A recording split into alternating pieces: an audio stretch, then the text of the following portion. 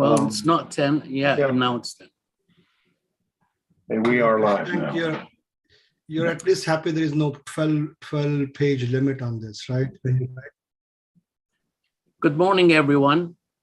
My name is Ala Kamil, and I am serving as the designated federal official to the U.S. EPA Science Advisory Committee on Chemicals for this meeting. And in my role, I will be opening the third and last day of the public meeting on EPA's draft TSCA screening level approach for assessing ambient air and water exposures to fence line communities version 1.0. I'd like to repeat that SACC meetings are subject to all FACA requirements. These include open meetings, timely public notice of meetings, and document availability to the public. All documents are available to the public in the docket at regulations.gov. And as a reminder, this meeting is being webcasted, transcribed, and recorded. A live stream of today's meeting is available on YouTube as well. See the link on the meeting website, which also, the website also has links to the meetings that we had yesterday and the day before on March 15th and 16th of 2022. I'd like to thank Dr. Daniel Schlenk, the chair, for chairing yesterday's session, and to the committee members and ad hoc reviewers for responding to charge questions 2, 3, 4A, and 4B. Thanks are also due to the EPA's Office of Pollution Prevention and Toxics team for their responses to all the questions submitted by the SACC.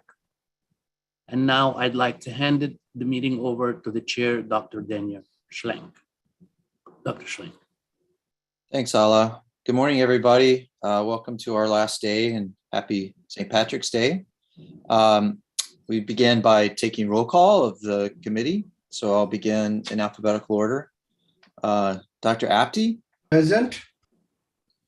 Dr. Baker. Present. Dr. Blystone. Present. Dr. Calder. Present, sorry. No worries. Dr. Chasen. Present. Dr. Cobb. Dr. Cobb. Got your mute button. Okay. Dr. Davies. Present. Dr. Doucette. Present. Not virtually present? Not virtually present. I'm present. Okay. Dr. Ferry. Present. Dr. Gribble. Present. Dr. Heiger Bernay. Present. Dr. Henneman. Present. Dr. Johnson. Present. Dr. Kissel. Present. Dr. Lee. Dr. Lee. Okay, no Dr. Lee. Dr. Mazurlian. Present. Dr. Prisbilla. Present. Dr. Reif. Present. Dr. Reese. Present. Dr. Sathyana Rayana. Present. Dr. Unseld. Present. And Dr. Voorhees. Present. Great. Let me go back. Dr. Cobb. Okay, and Dr. Lee. Here. Okay, gotcha. All right. All right, well, let's go ahead and move forward. We've had a lot of discussion in the last couple of days on the questions. Again, thanks to the panel or to the committee and the participants there. Seems to be a lot of consensus, at least on some of the components regarding uncertainty and issues related to model development and assessment, as well as data quality discussion. So hopefully that will be coming out in the minutes for the agency to peruse. Today, what we hope to do is finish up question 4 and start with 4C and then with 4D. Before that, we have a couple announcements. I believe, Dr. Henneman, you had something you wanted to state just for the record. Yeah, thanks, Dr. Schlank. This is Lucas Henneman. This is thinking about communicating uncertainties relevant way back to question 1. I just wanted to note that in section 2.4, which is the section that goes into depth about uncertainties, I thought it would be useful to include explicit qualitative uncertainty statements indicating most likely direction and magnitude for each assumption or uncertainty. So for each source of uncertainty identified, do we expect that to be large or small? And in which direction do we expect that to push the results to the extent possible? And that's my comment. Thanks. Great, thanks. And yeah, just get that to Dr. Cobb. I think he's the lead for number 1. Yep. Dr. Johnson. Yeah, I just want to agree with Dr. Henneman. In fact, I was constructing the same sort of statement for 4C when we get to it, but basically just to acknowledge that there's a difference between uncertainty and variability. I mean, variability can be reduced by collecting additional data. Uncertainty cannot. And I think we need to be candid and we need to be honest that in some cases we have no idea what the magnitude of uncertainty is. And so we just need to honestly state that there's some things we just don't know. And just to arbitrarily slop an order of magnitude uncertainty factor on it, I think is a bit irresponsible. We need to be careful on how we do that. Okay, thanks for that comment. I guess we'll wait to see for that here in a couple minutes. Okay, so let's go ahead and get rolling. At this point, let me go to the agency to ask if they have any questions, further questions or clarification before we move on to 4C. Good morning, Chowdhury. everybody. This is Yep. Reihan Char from the EPA. Yes, Kevin and I have been discussing some items, and I'm going to pivot to Kevin Billimer. I believe there is a clarification that he's seeking. Go ahead, Kevin. Thank you, Reihan. This is Kevin Billimer with the EPA. We actually had kind of 2 clarifications that we wanted to kind of mention. The first relates to a comment I believe that Dr. Davies may have raised yesterday on charge question 3 about the receptor height we used for the modeling. We chose 1.8 meters as the average adult receptor, and the discussions yesterday indicated that may not be representative of adult females or children. So for clarification, the recommendations, we're hopeful that if the SAC has some recommendations for considering the adult female height and a children height for receptor height, that would be great to have, as well as the basis for choosing that as the receptor height can further inform the modeling. In relation to charge questions 4A and 4B, we believe we heard during deliberations yesterday that in some aspects our geospatial approach to modeling exposures may not precisely align with the way certain data is collected or available. For example, the census block groups that was mentioned yesterday. To better inform EPA on the pathways for which we currently have in the proposed methodology for the ambient air and the ambient water pathway, we're hopeful that the written recommendations from the committee will include suggestions on how we may better align the geospatially modeled exposures to such available data. Okay. And those are the 2 clarifications that we're seeking. Okay, so Dr. Johnson, did you want to address that since that was 4A or?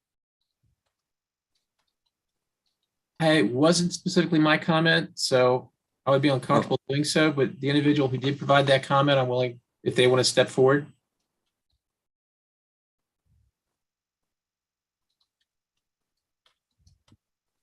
I didn't catch the notes who actually made the comment.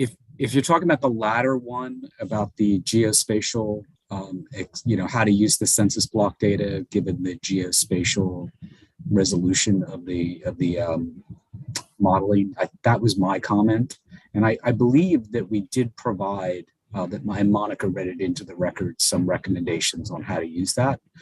I mean, the basic idea would be to not, do it at the census block level, but rather just do it at a broader geospatial level, the 10,000 meters, because, then some of those errors would cancel out. So I think we can have that certainly in the record. I think it was already read into the comments. Great. Thanks, Secretaries. Sherry, do you have a comment? Yeah, I think the first part of the question about the 1.8 meters was in our comments. I'm pretty sure it was Dr. Cobb that said that. We'll clarify exactly what the question is. I think there was just an observation, perhaps, that might be high, but we need it. Either we'll say we need more clarity of where that came from, or a recommendation on how that should be changed. Is that what you're looking for? It sounds like it, yeah. Yes, yeah. Or if they have suggested additional heights to represent other, age groups or something like that. That's where we would, we'd look for the input from SAC. So, yeah. Okay. Thank you. Thank you. Great. Okay. No other comments in play here. Let's go ahead and move forward then. If we can put charge question 4C up on the board and read that into the record. Chowdhury? Yes, this is Reihan Char from the EPA. Charge question 4 to the SAC committee, subpart C. Please propose and describe approaches that EPA can take into consideration for the purposes of expanding the capacity of the proposed screening methodology, version 1.0, presented in this work. Some possible examples may include, but are not limited to, subpart C, how the proposed screening level approach may be expanded to evaluate exposures from additional pathways, such as land disposal or groundwater contamination. Thanks. Lead discussant for this one is Dr. Davies. Good morning. So I have responses from the associates, and I've been making notes during the meeting whenever someone has mentioned other pathways. And I've incorporated these together for a summary. But first, I wanted to start by thanking EPA for proposing a method to assess risk to fenceline communities, especially with all of our critical suggestions last couple of days. So one thing I've heard from the committee is the importance of including more pathways to sufficiently characterize exposures and risk.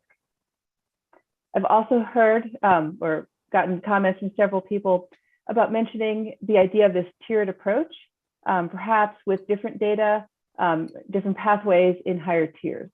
And we're going to talk about data evaluation in the systematic review method. And just wanted to mention this is an opportunity to include information from communities that we've been talking about. And EPA needs to continue to fulfill its charge to protect the public and also providing guidance to communities that they may wish to pursue and submit their independent data, and being able to include this in the methodologies for getting data. One idea is to merge emissions data with available activity data, so public and private well locations, for instance, to aid in prioritizing sources and communities for more in-depth risk assessment, part of this tiered approach, including targeted monitoring campaigns. We should incorporate observational data to assess exposures as much as possible for communities, mentioned in the NATTS network, available groundwater samples. A note that air mod can be applied to estimate deposition of the chemical of interest and the spatial pattern of deposition. And this aerial deposition pattern could be used to quantify total chemicals deposited to soil from a facility. And longer term, it'd be useful to have EPI studies to inform this expanded view of the pathways and the data. So I believe there's a consensus on including more pathways, the importance of including more pathways. And this does depend both on the chemical characteristics and the relevance of the pathway. One example is that fish consumption is really important pathway for persistent bioaccumulative toxic chemicals, which are not the case studies we've been looking at here. Groundwater was mentioned by several people, very important. Pathway to groundwater, both vapor intrusion and private wells. Chemical emissions, multiple media may influence groundwater.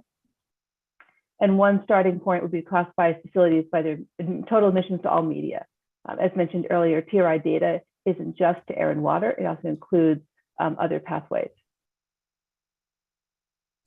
And given also that this pathways can be much further, like air deposition can be farther, and the groundwater pathway, because of the way groundwater moves, can move long distances. So the definition of fence-line communities definition might need to be expanded to fit that. So the movement of chemicals in groundwater is very dependent on the characteristics that would have to be characterized in the higher tiers when looking more specifically at risk, and including the chemical transformations that are different in soil and the volatilization from soil that may be relevant and important for certain chemicals and areas. We need more groundwater monitoring. And of course, just pointing out in terms of protecting fence line populations, that private wells tend not to be monitored. We've talked about municipal water systems that are monitored, not I should say monitored, but looked at for chemicals of concern. So a lot of people don't know what chemicals are in their private wells. There's other pathways. The one mentioned the comments from the National Tribal Toxics Coalition about both drinking water, and they mentioned hygienic water for bathing. That has also been mentioned by committee members, and also the ceremonial use through steam baths and immersion. And we have to take into account the different cultural practices of different communities. Not only for fish consumption is important for many chemicals, but also game consumption. And that this EPA should not look at the average person, but at specific communities and their consumption practices, especially the communities that have high consumption. We also have the pathway through biosolids, wastewater treatment plants, and then biosolids that are spread on the fields, which may be important for some chemicals, but should at least be looked at. And related to biosolids is also plant uptake, both from spreading biosolids and plant uptake from aerial deposition and other ways that chemicals have gotten onto the soil. Another pathway is spills, accidental releases. We know that these happen and that they should be dealt with in the exposure pathway assessment. Also the combined sewer outfalls, which I put in with these accidental releases in that category. We also have exposures from household products, whether that's taken into account specifically with household products or with a background factor of we know that people being exposed through household products also. And disposals and landfills. And again, something mentioned by the tribes, especially in Alaska. They've given us lots of details, both in their comments from this meeting and comments from previous meetings about people's exposures through landfills.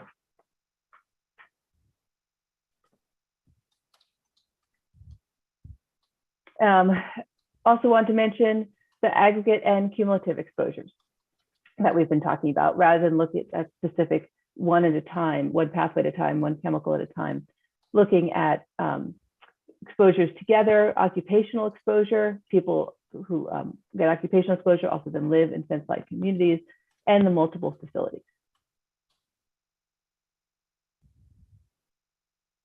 And then 2 comments about hazard assessment, looking at the traditional, not expecting a traditional dose response curve, because that may underestimate risk, especially for chemicals that are endocrine disruptors.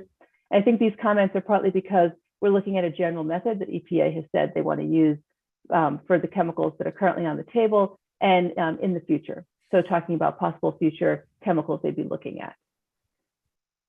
And looking at the dose response relationships with the real life context and uncertainties and reflecting the missing data. And also the non-cancer outcomes, including outcomes from long-term low dose exposure, must be included in the analysis before the regulatory outcomes are decided. And we know we have exposures in certain places in the country with multiple facilities and multiple chemicals. At this point, I'll turn back to Dan to ask the associates.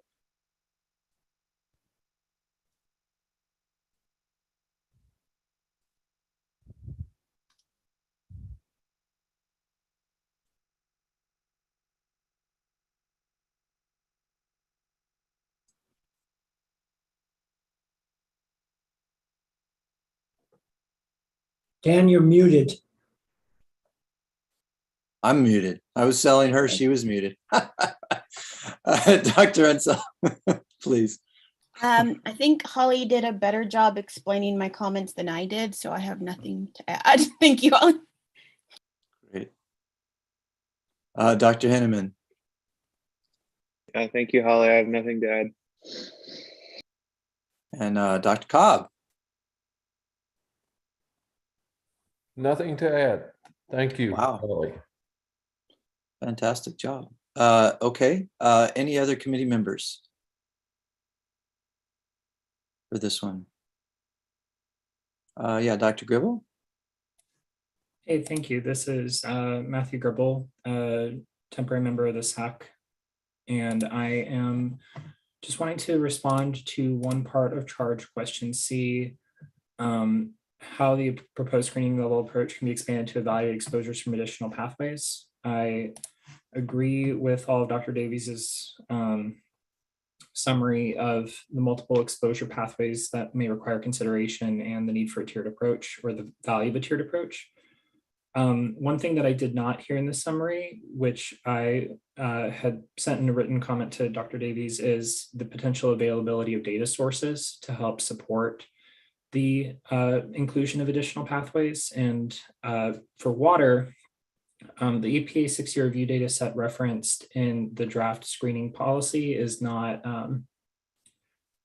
something that they can use as a methodology for all water contaminants. There's only a couple of regulated drinking water contaminants that are measured with the EPA 6-year review.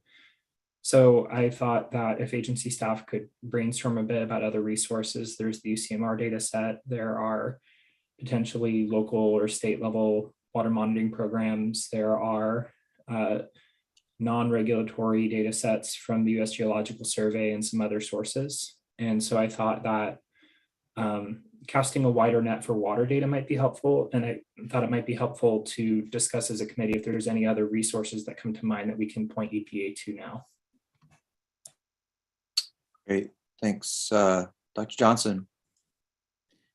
Yeah, when we think about maybe integrating other pathways as part of the conceptual site model that we talked about earlier, you can begin to think about this, and Holly mentioned chemical physical properties as parameters, whether to look at certain pathways. And so for things that are unlikely to volatilize, but do come out of the stack, then those things may be more important to look at wet and dry deposition and make it to groundwater. We also may want to think about affinity to organic carbon, right? And maybe octanol water partition coefficients to make some generalizations regarding the affinity or probability for bioaccumulation.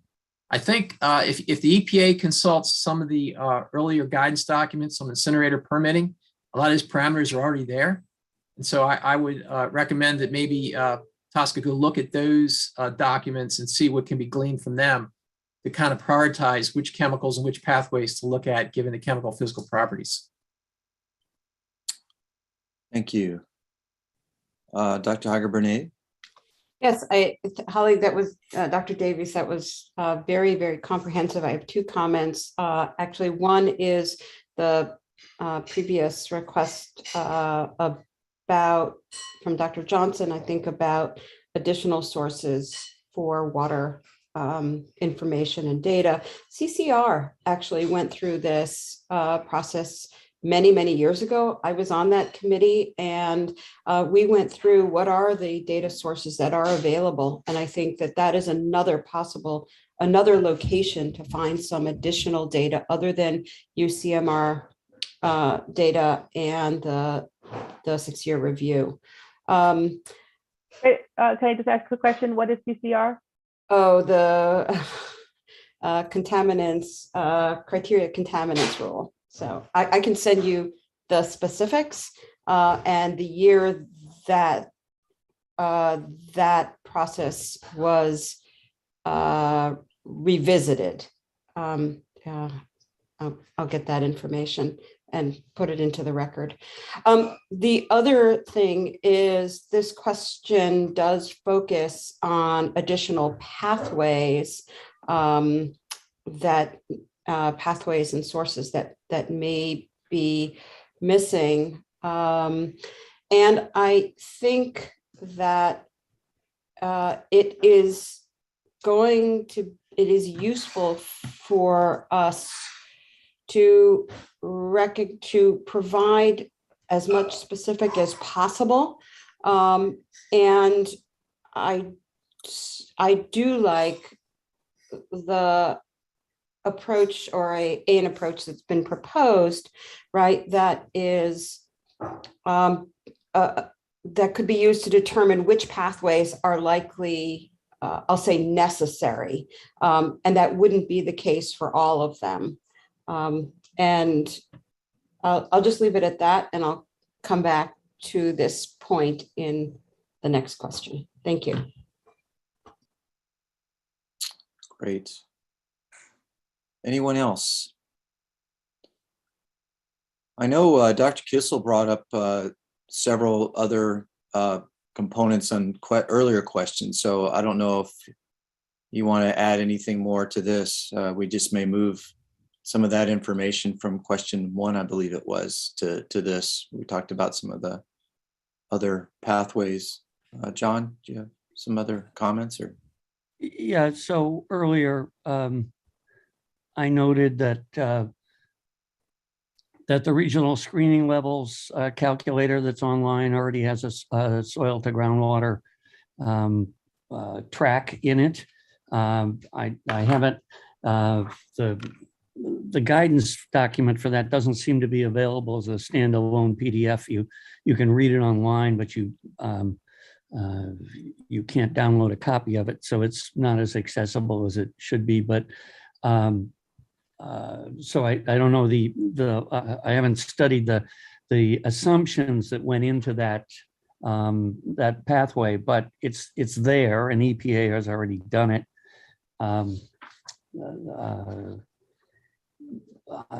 I've also looked, and there's all manner of regulatory implications of this, but we've had this problem all along, is that the environmental regulation in the United States, especially at the federal level, is reactive rather than preemptive for the most part. And TSCA is supposed to be different in that way. That was part of the point of Lautenberg, was that we would stop waiting until there was a mess. We would try to incentivize not making a mess in the first place. And in the RCRA world, way back when the transition was made from dumping waste willy-nilly to we're going to do this professionally, a lot of businesses were given the opportunity to either shut down or to go forward as licensed hazardous waste handlers. And that meant that they had to, in order to take that next step, which meant they could generate a lot more revenue, because all of a sudden the disposal cost per ton went up dramatically once things were specifically legally designated as hazardous waste. That meant that you could charge a lot more to get rid of those things, and people that were getting rid of them haphazardly were subject to a great deal of financial distress potentially. But there's a corrective action plan from 1994. So we're not talking recent history here.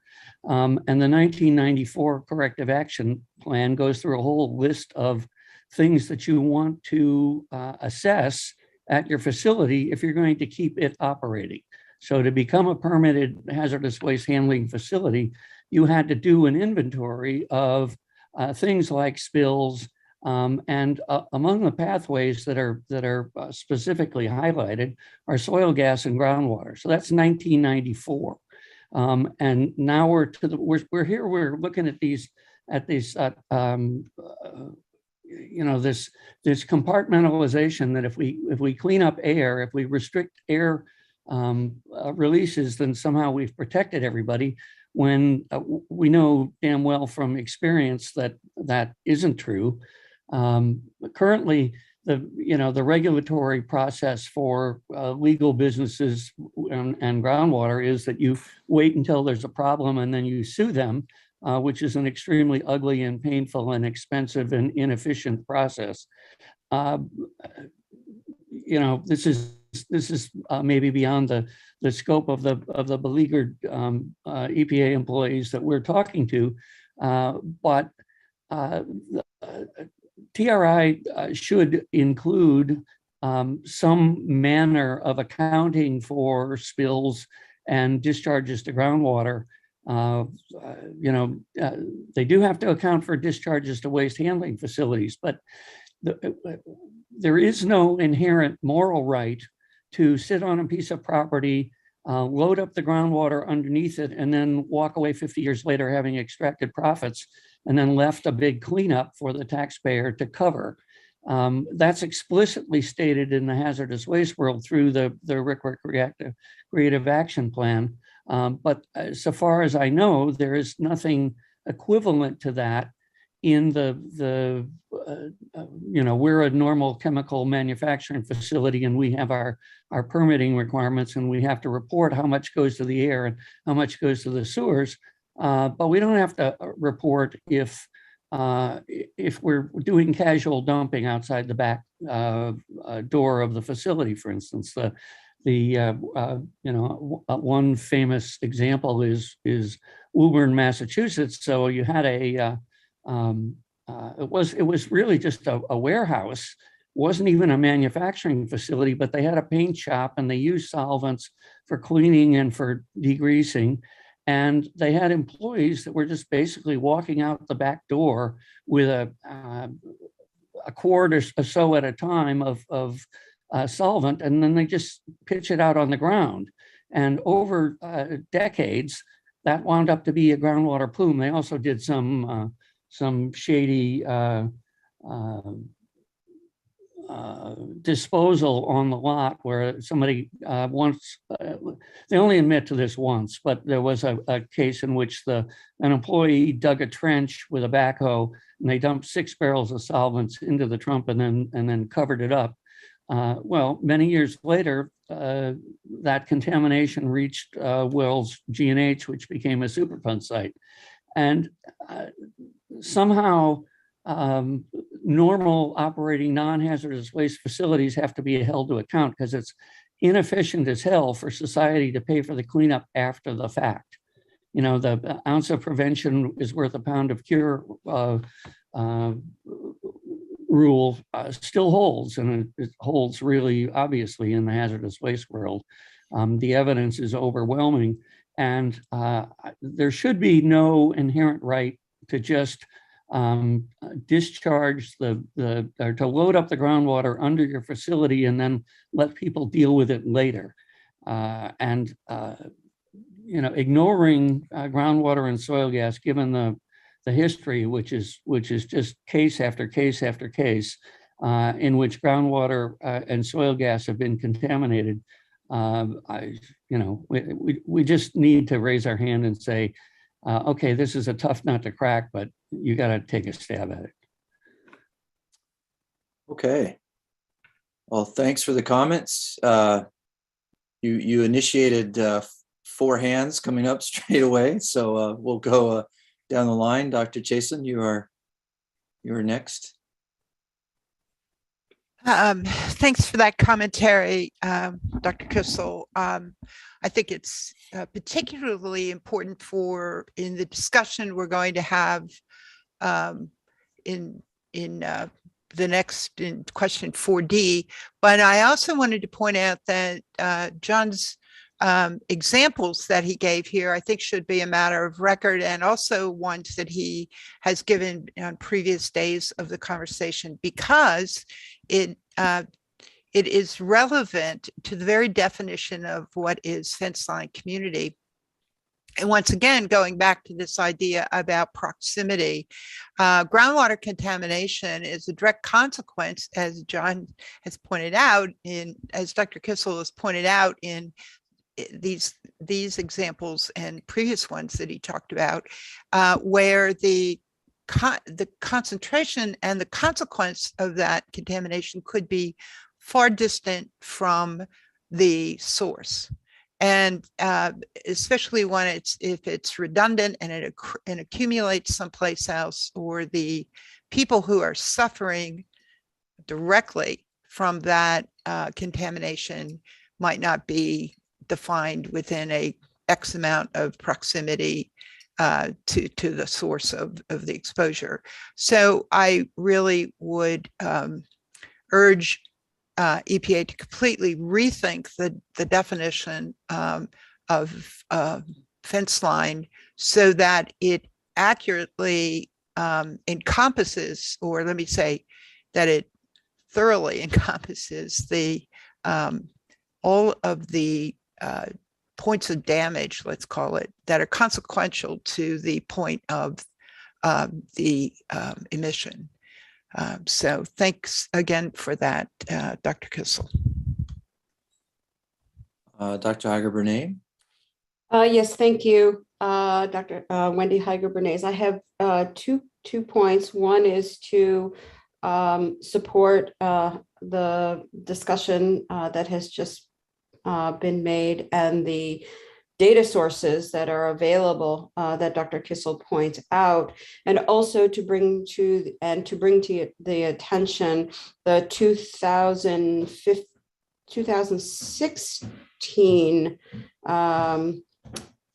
vapor intrusion screening level calculator that EPA has made available. There are great efforts that are going on right now on vapor intrusion that are tied directly to those releases that have been in discussion. So another source. I also, for the record, stand corrected. Maybe it's not enough caffeine. It was not CCR, it's CCL, which is why Dr. Davies probably had no idea. It is the contaminant criteria list. It was specifically CCL3, in which the data sources and information with regard to contaminants in drinking water could be accessed. And I'll provide that, but I wanted to correct the record. Thank you. Yeah, I actually should have caught that myself. The CCL3 through Office of Water, actually. Yeah. Dr. Blystone. Yeah, as usual, I want to correct the record at least a little bit that, in fact, spills and excursions and releases are required to be reported. I can't answer for any facility that may be doing that illegally, but there are regulations in place that we track everything on the site that I am currently working on for every time something really escapes a piece of equipment. And if they meet reporting requirements, they get reported. I also want to recognize that industry in general, and I'm sure it isn't static in time. Things change over time, and things that maybe were common 30 years ago may not be any longer, and that should be recognized as well. Thanks. Look forward to reading the question. Hold on, please. Actually, can we just go on just a bit? Yeah, just raise your hand. That'd be great. Thanks. Yeah, I look forward to the, obviously there's some discussion both ways on this point. So yeah, if we can get that into the written record, that would be very, very helpful. Yeah. Dr. Davies. Oh, thank you. I just wanted to ask Dr. Blystone where those reports go to. I think the earlier comment that I was taking notes on was about reports to the TRI, and if those spill reports are to the TRI or to a different place. Thank you for letting me ask that clarifying question. Thanks. You know, that's not my particular responsibility. I believe they go to an office in EPA. I will clarify that and send it to you. Okay, Dr. Ferry. just sort of an interesting point to further justify adding groundwater in case we need further justification for that is two of our future product or targets for this process, tetrachloroethylene and carbon tetrachloride, both in groundwater undergo partial hydrogenation to make another one of the future products, trichloroethylene, and one of the ones we're talking about today, methylene chloride. And I will send you, Dr. Davies, some references for that.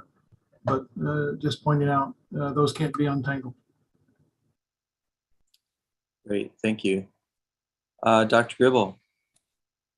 Thank you. This is a comment. Oh, sorry. This is Matthew Gribble, temporary member of the SAC. This is partially in response to 4B and also in response to 4C, but coming to the issue of environmental justice and community awareness of problems. For drinking water contaminants that can be odorless, tasteless, and colorless, communities may have no way of knowing there's a problem until kids start getting sick.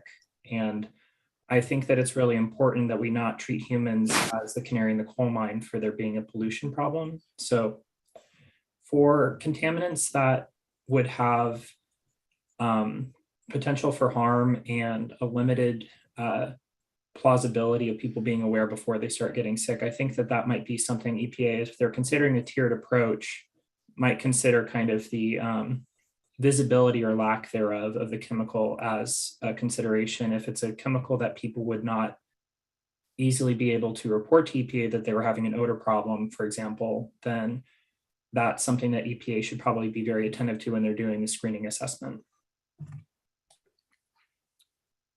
Thank you. Dr. Reese? Yeah, I would just dissent on the idea of including spills in this. I think that's covered by a lot of other EPA programs. And you talk about what's out in the groundwater. I mean, a lot of those originate from things that have, been 50 years ago. I mean, we still deal with litigation for, contaminated sites where the spills, some serious spills have happened many, many years ago. I just worry about this whole thing getting bogged down. And considering a spill is different because, with the air emissions, you have an emissions number. There's uncertainty for sure about those numbers, but for spills, you're going to have to make some supposition about what might happen, scenarios about accidental releases. I just think, it's ultimately EPA's policy call here, but I just don't think that should be the focus of this. Great. Thanks for getting that on the record. Dr. Unseld. Yes, I wanted to, support or thank Dr. Gribble for bringing up the point about not being able to taste or smell. I have a question, and maybe this is just for the agency, I'm not sure. And if we're looking for recommendations, should we already have something prepared to say this is a way to account for chemicals that are not visible, or is it okay that we flag that? Because I do think that's a very important issue. I am just not currently aware of like a specific recommendation to give to the agency. Yeah, I mean, I think this is Dan Schlink. I think as long as I think they would appreciate as much information as you could provide in terms of, if you have a recommendation to follow it up with information, but we can go to them at the end and they can make that comment themselves. But it's been my, approach, at least through the 30 some odd panel meetings have been on, that they would appreciate the recommendations as well as some information that would help them with that recommendation. But I'll let them get there when we get to that point. Dr. Reese, your hand's still up. Did you? Sorry, I'll take my hand down. Oh, no worries. Okay. Anybody else want to weigh in on this one?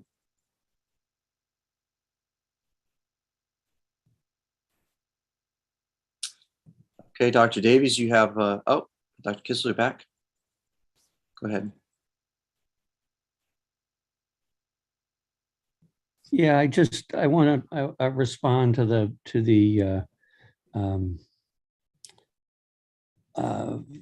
that spills are the old days, and we're all everyone can be trusted and nothing bad happens now. Argument which is simply not true. I taught hazardous waste management for 35 years, and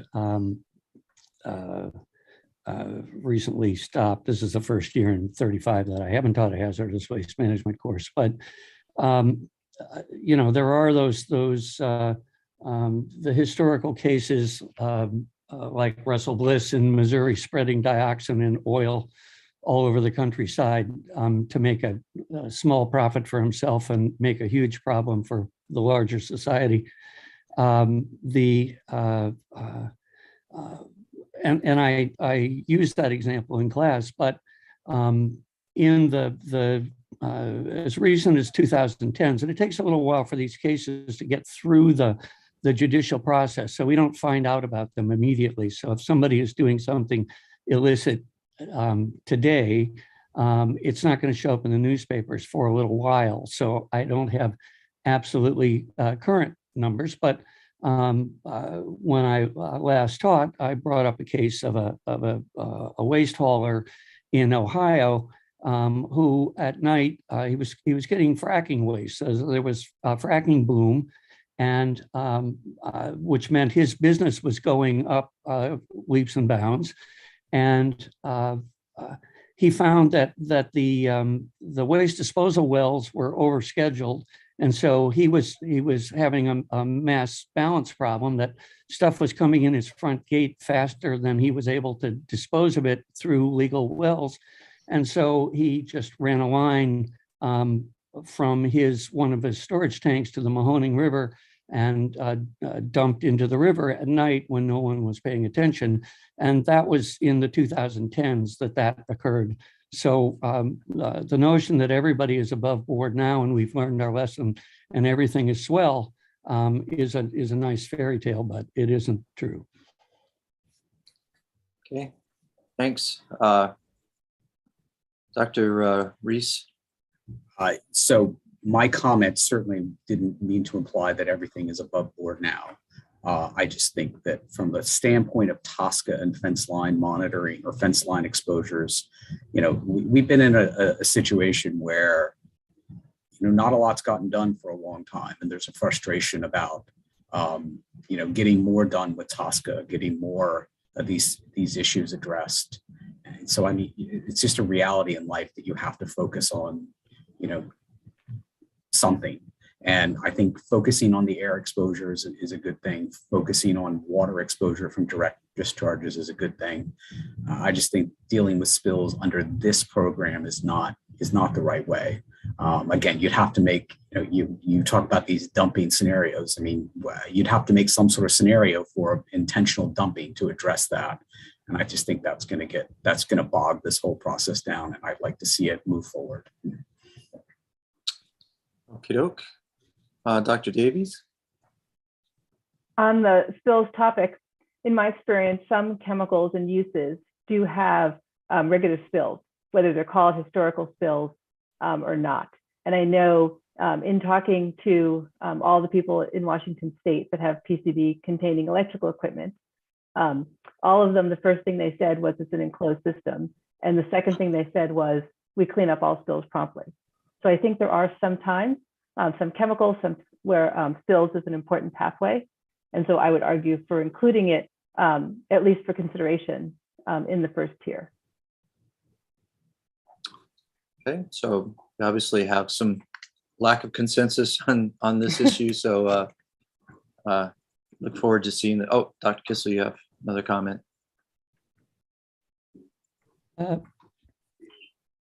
Yeah, so I mentioned the RCRA corrective action plans. Among the things that the RCRA corrective action plan requires is a groundwater survey. So, you know, you have to monitor your groundwater to continue to operate as a hazardous waste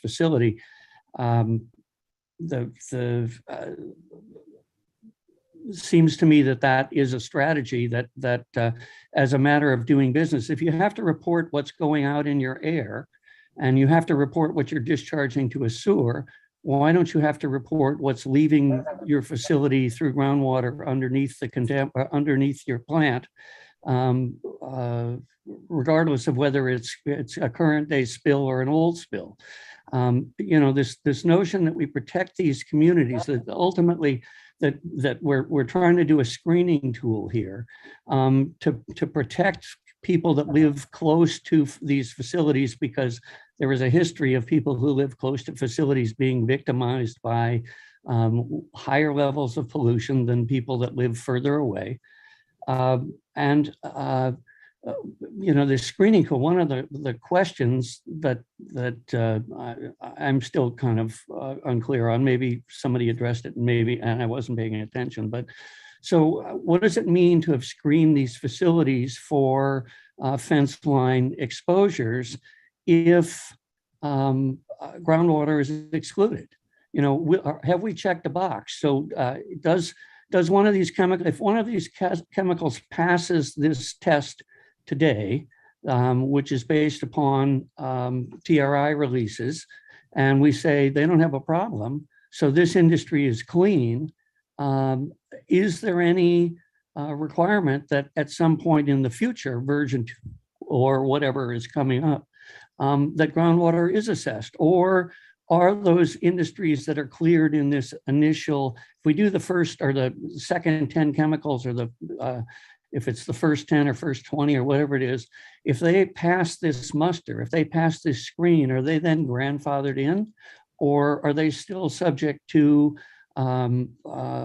further evaluation, investigation at some future date? It's not clear to me what the follow-up here is. And I think it's misleading to say, we've done a screening and you've passed. And so you get a little star on your forehead and things are good. I don't think the world works that way. And and Sherry mentioned spills. You have to report spills of certain quantities if you are transporting material by truck or rail, and one of your rail cars or your trucks overturns and there's a spill. The kind of spill that I talked about at Woburn, which was the paint shop foreman walking out back and tossing a quart of solvent onto the ground, that doesn't have to be reported. Fugitive emissions have to be estimated and reported, but I don't think liquid spills fall into the fugitive emissions world. And so I think there's lots of loopholes that are not adequately reported. I'm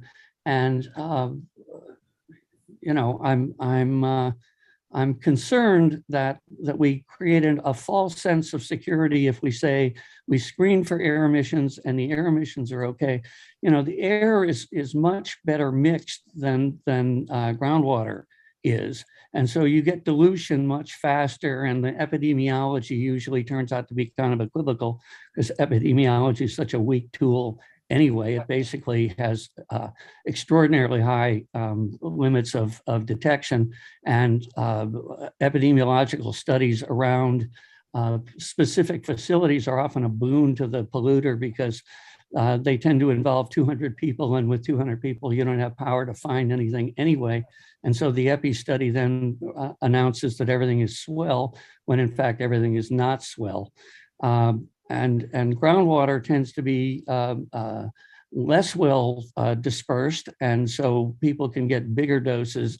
And the system just is protective of the lower threat and unprotective of the greater threat, and that's kind of failing the mission of TSCA. Thanks. Sure. I'd like to wrap this up if we can. Dr. Blythestone, if you could, again, there's obviously some lack of consensus here in terms of spills. And I would say also that Dr. Kissel, if you could provide the agency, I mean, it's pretty clear, I think, that groundwater should be evaluated. If you could, again, provide the agency with some concrete,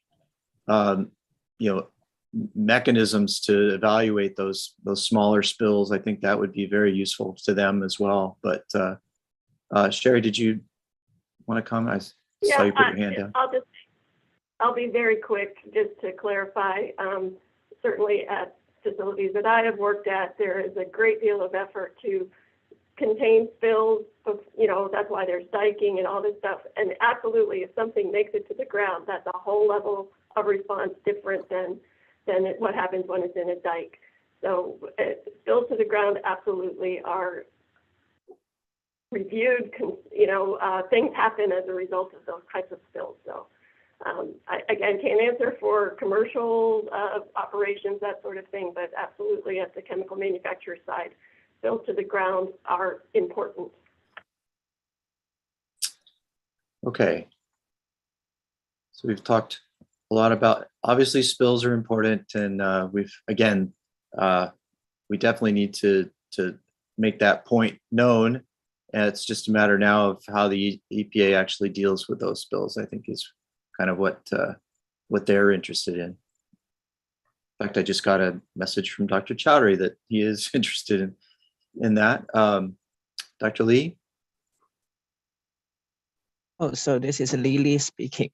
So I'm not making a comment, but I have a question. So does EPA have tools or models ready to perform like site-specific evaluation for groundwater at this moment? I mean site-specific evaluation, just like what they did for air and water exposure, because they do the evaluation based on site-specific environmental data. So I'm not sure whether we have model or tools that support such refined evaluation for each individual facilities or sites. Okay, I guess we can ask Dr. Chowdhury that question.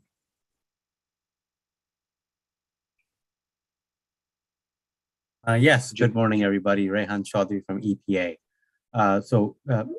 Your question is a pointed one and a relevant one. We had methodologies for the air pathway and the water pathway to start things off. And this is why also the project has been scoped the way it has as a starting point, version 1.0. There are other pathways for which we do not have established methods and approaches. And that is why we came to the SAC asking how we might address those data gaps. So I think that addresses your question. We don't have readily available approaches for all these other pathways. It would be, we would not be in a good position if we had readily available approaches and still did not include them in version 1.0. So we have air, we have the water that we presented to you. We have gaps on the other pathways you're identifying. Okay, so that means if you must do some evaluation for groundwater, you must rely on some generic approach instead of site-specific evaluations, right? Again, I think that depends on the recommendations that the SAC committee provides us. If in your written comments, and even if you're in your verbal dialogue, you're able to prescribe certain things the agency can focus on, that would give us some focus to go evaluate, whether it's monitoring database, whether it's site-specific models, whether it's generic models. Okay, thanks. Dr. Johnson.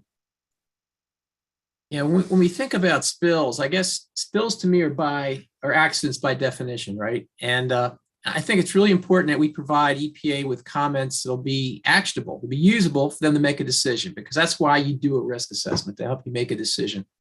And so I don't know what we're actually asking the EPA to do when we say consider spills, unless we have some empirical understanding of the frequency of spills and the volume and the nature to quantitate something. I don't know how you do it. I really don't. I think we need to provide them something more concrete if we're going to say, okay, you got to look at spills. I know states do. I know our state does. And then maybe handle different jurisdictions when those sorts of things happen. But to be able to make the sort of decision, I think that the EPA is trying to make in this case, I don't know how helpful it is to say, okay, we got to consider spills without some kind of empirical understanding of the frequency and the volume. Okay. Dr. Kissel? Yeah, so there is, as I pointed out, there is a method in the regional screening levels calculator. I don't know the merits of it, but it exists for evaluating the soil to groundwater pathway. So it's not true that EPA has no method and has nothing to do there. And also within the air pathway, this current screening tool doesn't have the vapor to skin, and the consumer exposure model that EPA has already published has got that method in it. And so that method is available to EPA, and they could have used it, but they just chose not to. With respect to prediction of spills, again, there's some industrial, commercial specificity here. The historical use of dry cleaning solvents is that most dry cleaning sites ultimately have a groundwater problem. So this is not some weird thing that, oh, gee, it only happens, it's only been recorded in Oklahoma in 1953, and so we don't really need to worry about it. It's basically, if you have a dry cleaning facility with underground storage tanks, those solvents are going to wind up in the ground, and that property is going to become contaminated commercial property, and maybe a brownfield, and its contamination may spread well beyond the surface limits of the actual property from which the activity is occurring. And it's occurred with such frequency. In fact, it's routine for dry cleaning establishments to leak. And so the notion that we couldn't possibly predict what might happen is, again, kind of a convenient excuse, but just not in touch with reality. Insurance companies, I talked earlier about truck spills. Insurance companies have a pretty good idea how often, if you're running 500 trucks from your facility a day, an insurance company can tell you with a reasonable probability how many of those trucks are going to be in accidents. And so you can get a handle on that sort of stuff. And for some types of spill releases, they occur with such frequency that, in fact, they can be quantified. We could estimate. We could require simply mass balances as part of the TRI reporting, which is, okay, we know how much is going out in the sewer and we know how much is going out in the air. How much was imported into the facility in the first place, and how much went out as commercial product, and what's the difference? What's the unaccounted for portion? And that would be a logical way to behave, but humans are not good at logical behavior. So I don't know if we'll ever get there, but there is missing mass all over the place, and that should be taken into account. I think if you could make that. Sorry, but I taught this for 35 years and didn't see nearly as much progress in 35 years as I would like to see in 35 years. So I can get a little worked up. Understandable. If again, I'll say it again. If you can please make specific recommendations on perhaps mass balance calculations or those types of endpoints, which I think you've done in past SACs, but if you could provide that information again for the agency, specifically, again, addressing the charge question of other sources, that would be, I think, very useful to them. Dr. Bernay? Yes. So I was going to wait until question 4D, but I think that it's right to make this comment and then revisit specifics in 4D based on the discussion that we're having now. And thinking about the discussion yesterday, and specifically about Dr. Lee's statements yesterday and inferred today about the need for a tool or a method that's capable of answering the important questions, and yet is not so specific or site specific and so unwieldy that decisions can't be made. And in my brain, I'm thinking about really two categories of chemicals. First, the ones we're dealing with here, the three even extended to the TSCA 20. Those chemicals that are listed and well documented that in lists that have been made available in the docket yesterday and today on hazardous waste, toxics dockets, releases to air and groundwater. And the second is those chemicals for which there is less environmental release data, or better yet, those perhaps in the future that have not been emitted from the stacks yet. So listening, or better yet, hearing fence line communities is imperative. But I'm thinking specifically about two communities with whom my group works. These folks live and work within what would be the air mod predicted zone described, yet their air, their groundwater, their surface water is contaminated by a single facility. One is a manufacturing, the other is a hazardous waste transfer facility. And these facilities are not required to report all the stuff that's in their emissions. And that gets me to the fact that the first category, those chemicals, those 20, for example, those solvents for which Dr. Kissel is referring, that we've got data for, for the past 25 years, if not 30, those real bad actors that we know about, where the data are good, the emissions have and continue to result in unacceptable health outcomes. Even, I don't mean even in a pejorative sense, but to workers themselves, let alone the fence line communities. So for this category of chemicals, I think what we've been asked to think about is what's needed by us for EPA to move forward to risk management for these really bad actors. And so I wonder if I'll make the recommendation that maybe we have two sets of recommendations. What's needed now, right, to take action on these known bad actors, and what's needed to develop or make the screening more comprehensive for those chemicals for which that first tier, I'll say tier, isn't met. And thank you. Thanks. Again, specific comments on how would be much appreciated, I think. 4D. Okay. Well, we'll get to that one, I guess. Dr. Cobb? Just briefly, I'd like to echo what Dr. Kissel said, and that mass balance. If you look back at our early review of these first 10 chemicals, I made these same comments. The masses that are unaccounted for are quite large in most cases, and are the majority of the chemical under consideration in some cases. So I really think that's an essential aspect of trying to get a handle on this. That's all I'll have to say. Thanks, George. Yeah, we've made that comment several times, if I recall. Okay. At this point, let's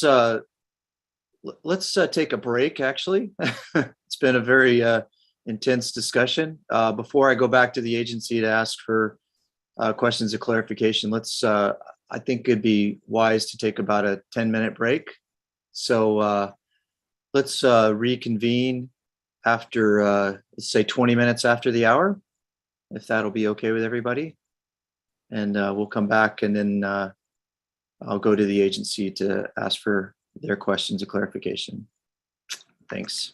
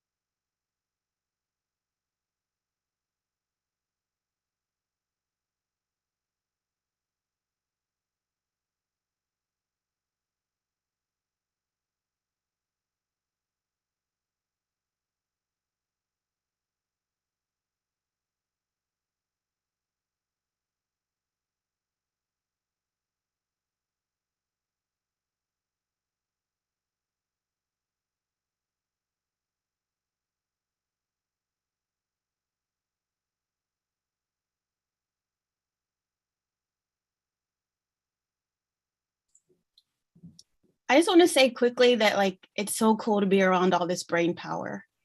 And I hope you all know that you're just awesome. You're just awesome.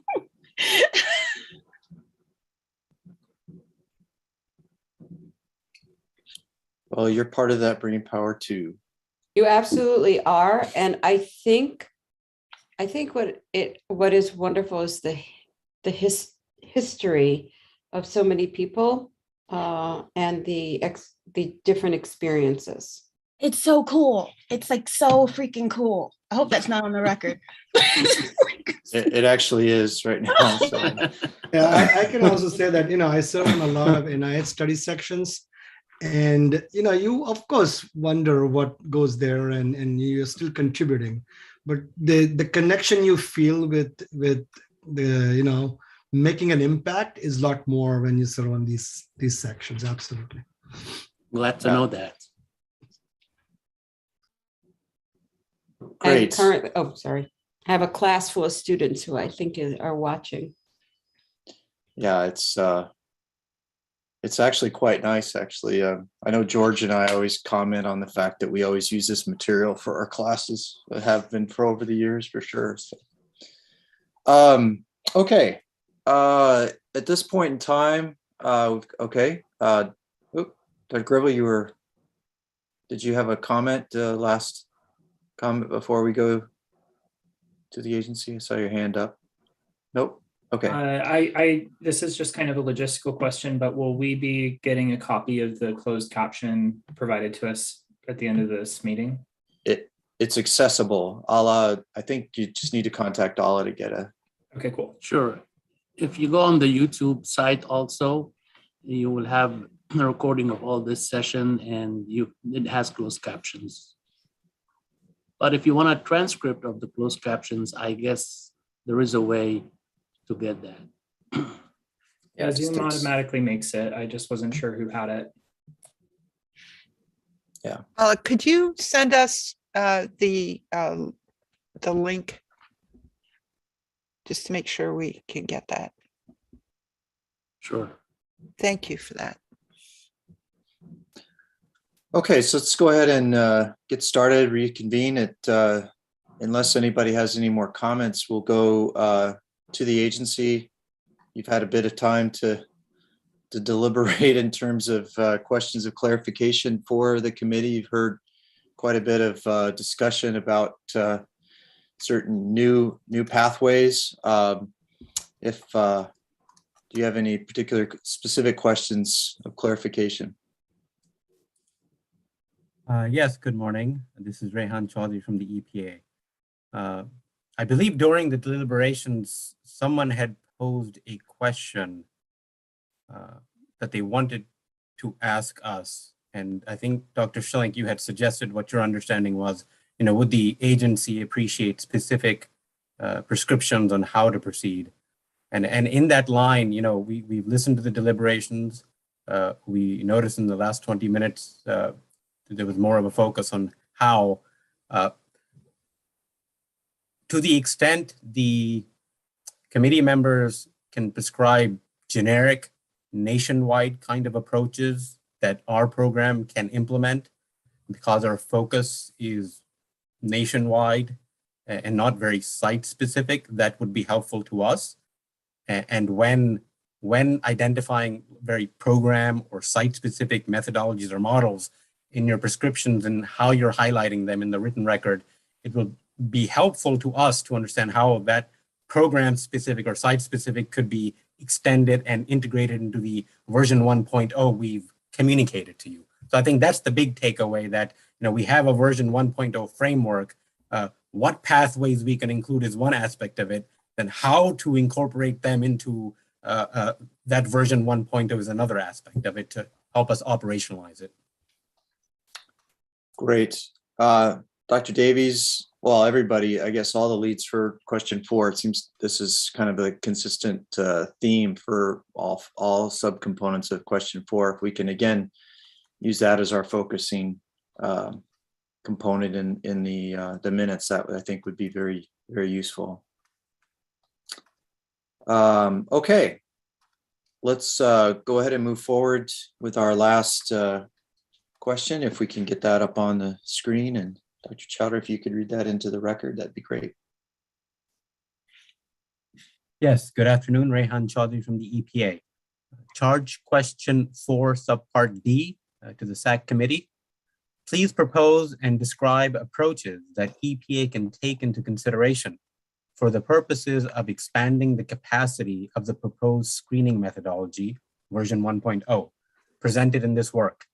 Some possible examples may include, but are not limited to, subpart D, how the proposed screening level approach may be expanded to evaluate exposures relevant to tribes, indigenous populations, subsistence lifestyles, cultural practices, and other unique circumstances.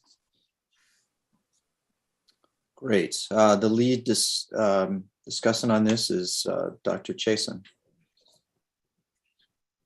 Thank you. I'm going to read this summation, and many of the parts of this refer back to previous discussions.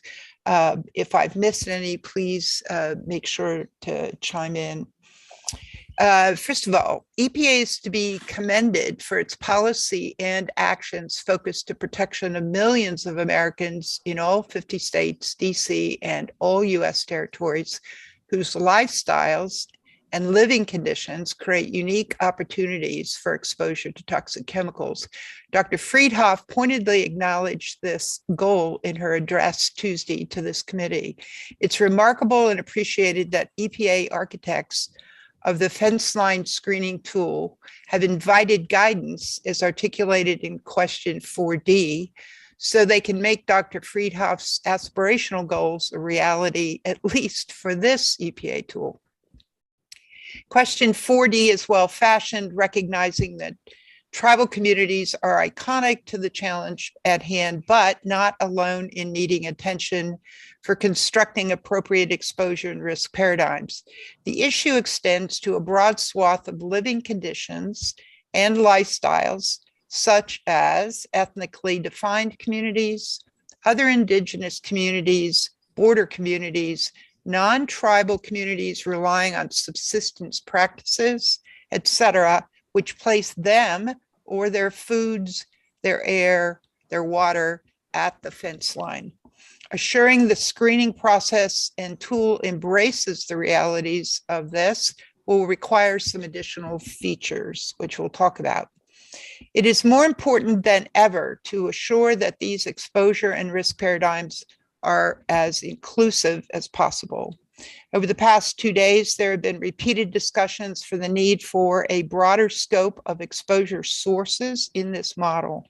Perhaps that's the issue of greatest consensus so far, and it is the critical issue for inclusion of people living in unique communities.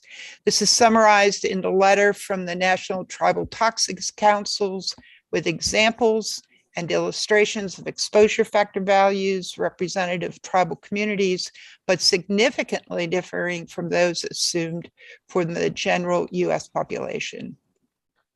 I will note that there is much more data available, some of which developed with EPA funding to inform the fence line screen algorithms and are available presently from NTTC, some from even NRDC and several other sources. Many of those have been provided to EPA during comments on individual chemical assessments, and some are available from other sources. Surely those can be accrued, and we can stand helpful for that for this EPA team. To briefly illustrate the issues about exposure opportunities relevant to the fence line community, I'd like to show 4 slides, kind of summarize this. Oh, great.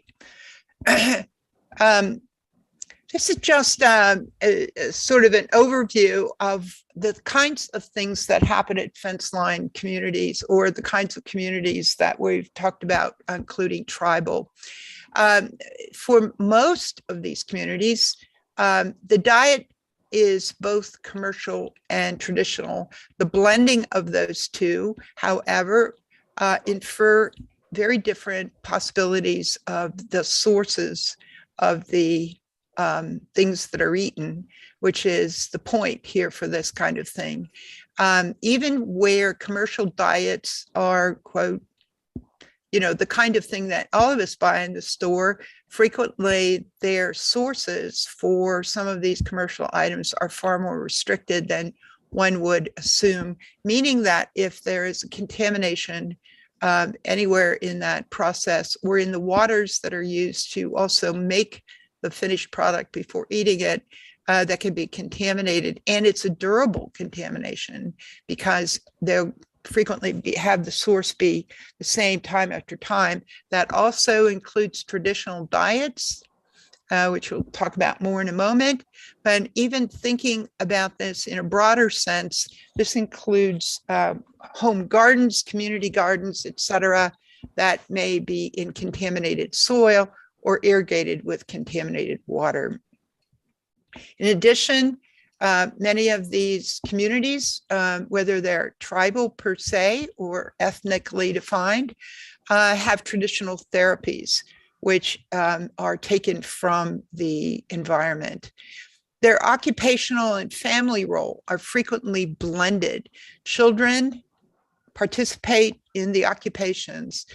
Some of the classic examples of this are the skills sets and the use of environmental sources where the whole family can be gathering and learning how to do these kinds of things. So it's not the idea of, you go off to an office when you're 21 years old, et cetera. These occupational exposures start right at very, very young ages. Arts and crafts, the same thing. And frequently this is home-based. This is becoming more integrated into our, quote, general population thinking as our much, much more of our day-to-day activities begin to be home-centered. And so I think that some of the lessons learned here will become more and more applicable to, quote, general population thinking. And this screening tool is a good place to start that. Can we go to the next slide? The same can be said, by the way, about homeschooling. This is just an illustration that I've frequently used in classes I've taught to just illustrate many of the component parts which make the potential for contaminant to reach the consumer in the, quote, general population, as it is virtually hardwired into the dietary exposure software that's used not only by EPA, but FDA and most globally, which starts with farm gate or port. The odds that, for example, that if you buy grapes today or citrus today, and then you return to your store a month later and buy this, think of the same thing, the source of that, it may be coming from a completely different country or whatever. Nonetheless, that is all taken into account in considering the probability of contamination as well as the potential levels for those. What it means to you as a consumer is that in the commercial world, there's far less possibility that your exposure is durable time after time after time because your source is not durable. That's not true on the right-hand side if you're in a community which is harvesting its food, storing it, and your seasonal source for that food is the same moose or the same whale or the same fish or whatever that you harvested at a certain point. If that's contaminated, you're going to be seeing a repetition of exposure day after day. Obviously, the kinds of foods that are going to be eaten are very different, and I'll show you more detail about things like that. Processing industries.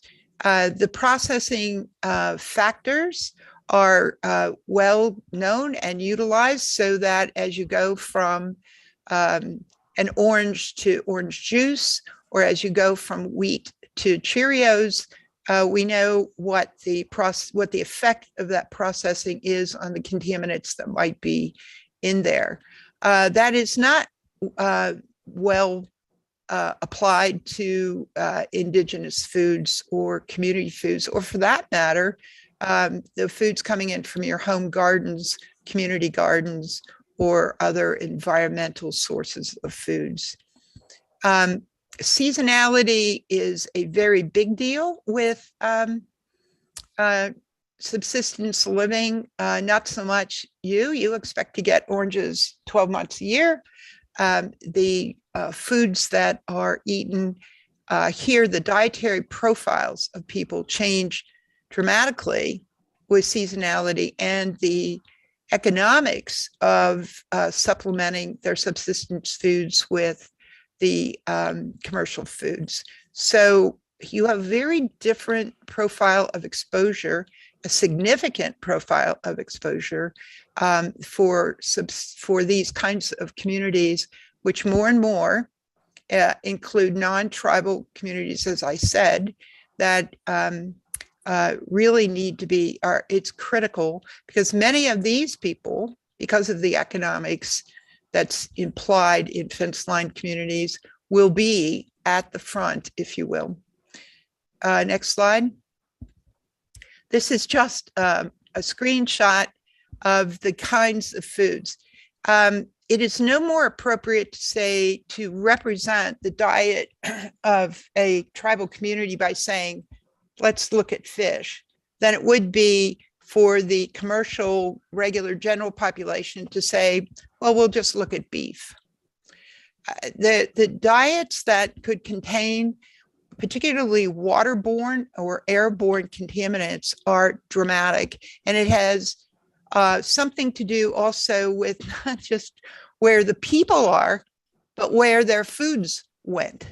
So, for example, these are just a listing from the subarctic data set, a very extensive data set about the kinds of foods that are eaten and the amounts eaten at different ages. And these are foods that are eaten as part of a normal diet in the subarctic freshwater communities. Bear, beaver, deer, moose, muskrat. Now, maybe you and I don't eat all this stuff, but I assure you they do. Sea mammals are broken down, and the different parts of these animals are preferentially served to different age groups within the community, in keeping with not just their traditions, but their nutritional needs. Then it's also true for those things that are highlighted in the darker blue. Those are expanded just like sea mammals are, or game mammals in this illustration. These kinds of data in great detail, and by the way, peer-reviewed by outstanding groups of professionals and community members, including the people who distribute these kinds of foods, have been developed with EPA funding and are freely available and being used certainly in those communities and in research groups, and can be the data sets as well as the tools that read the data sets can be supplied to this group at EPA. And just like using other kinds of assessment tools that they have already depended on, I suggest that they take a look at this and be able to at least use these data. Next slide. This is also true for activity profiles that are non-dietary. This is just a picture of what's called sweat lodges. This is very much like the steam baths that we go to at, in the city at the clubs. There's water poured over hot, in this case, stones, to create a very humid and hot condition inside. This is, well water is being used, surface water is being used here. You've got incredible conditions for whole body exposures. increased uptake, obviously inhalation and oral exposure. They're drinking the water as well as pouring it over. There aren't many swimming pools in these communities, but there are a lot of these.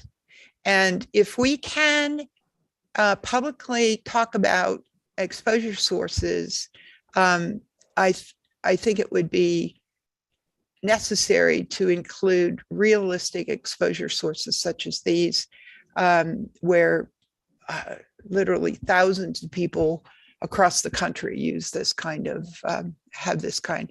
And it's directly, I think, applicable to the same issue in the general population. So thank you for that help. Let's go back.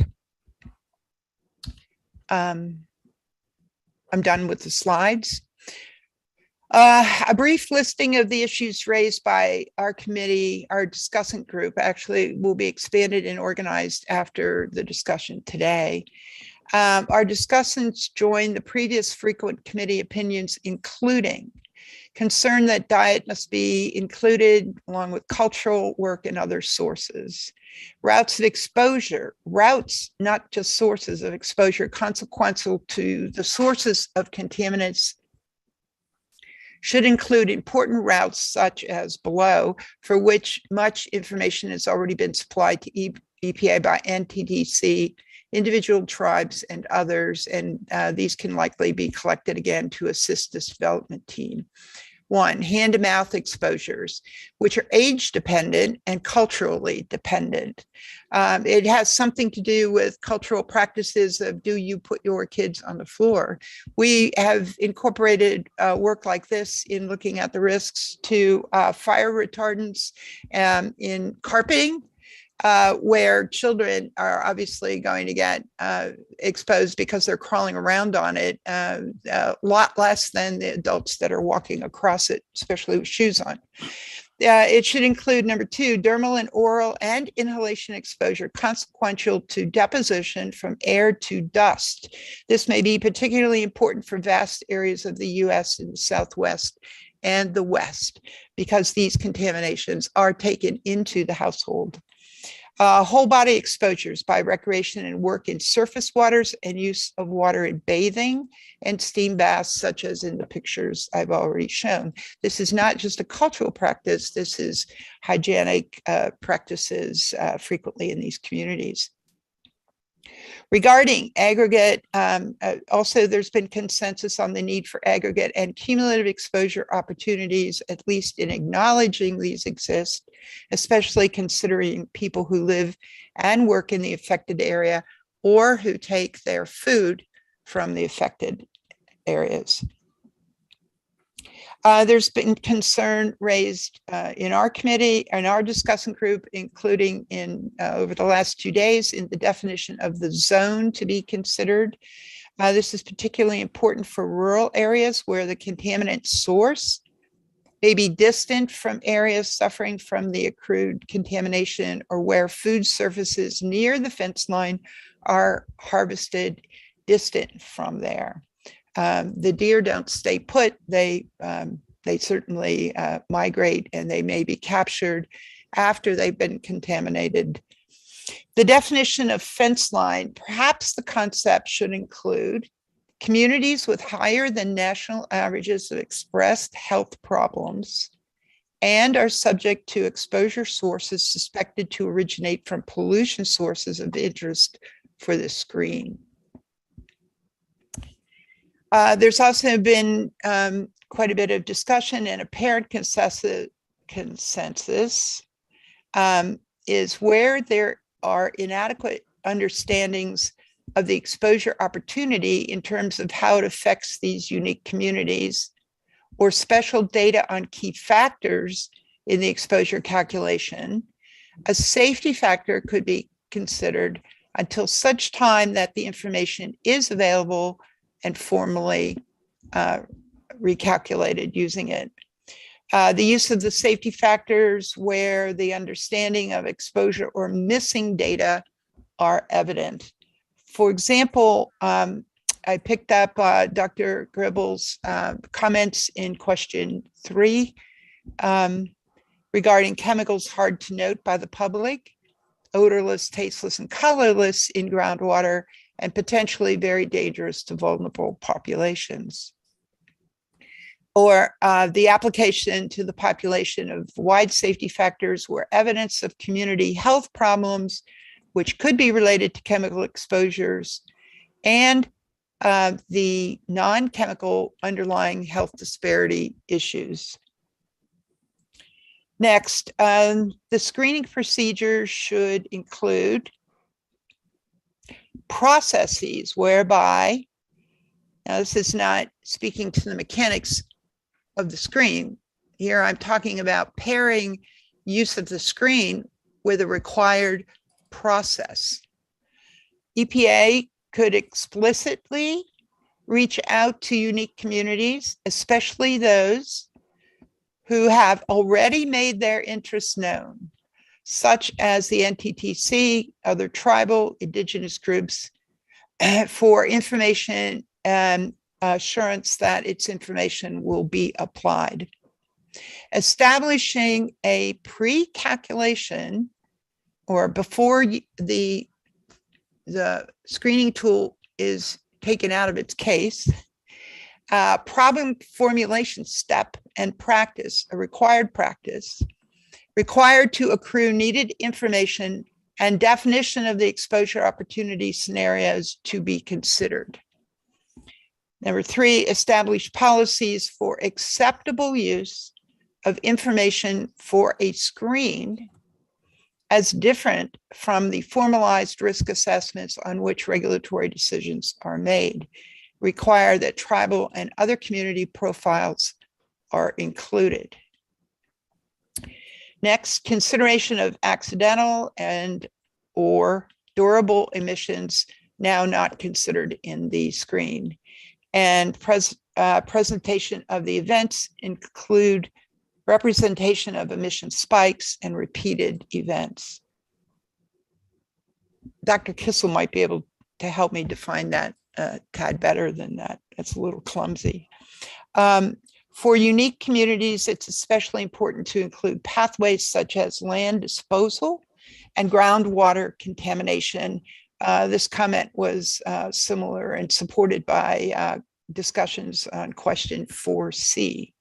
Likewise, dust and water contamination from the air should be included. It's unclear if there's consensus, unclear to me if there's consensus, but there were several discussions previously and have been raised again in this discussion. Number 1, consideration of non-chemical stressors for the screen and how specifically would that work.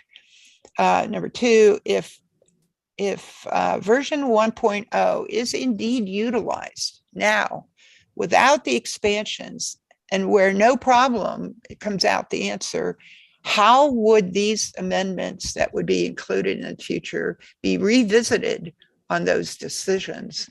Once you get a clean bill of health as an industry, you just walk away and put that in your pocket from a limited version 1. And along with that, what would be the message utilizing version 1? What message would you be sending to these tribal communities as to the worthiness, if you will, of their perspective in any screen that is used by EPA for this?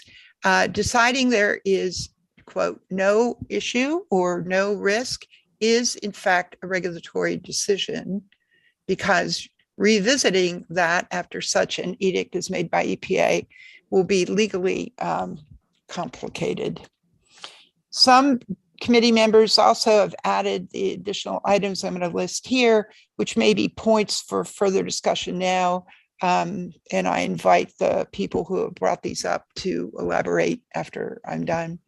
The effect of climate change. Or 2, to include the products database, CPDAT should into this process, into the screen. To consider the disposal of personal care products that may contaminate groundwater and the land. While these chemicals may not fall under TSCA, They may have an impact as they mix with chemicals that do fall under TSCA. Including this would root all methodology to a daily reality of fence-lined communities. I'll invite the person who sent that in to elaborate and explain. Next, the need for a way to handle chemicals for which there are little data about emissions, and contamination is evident but hard to link to the emission source.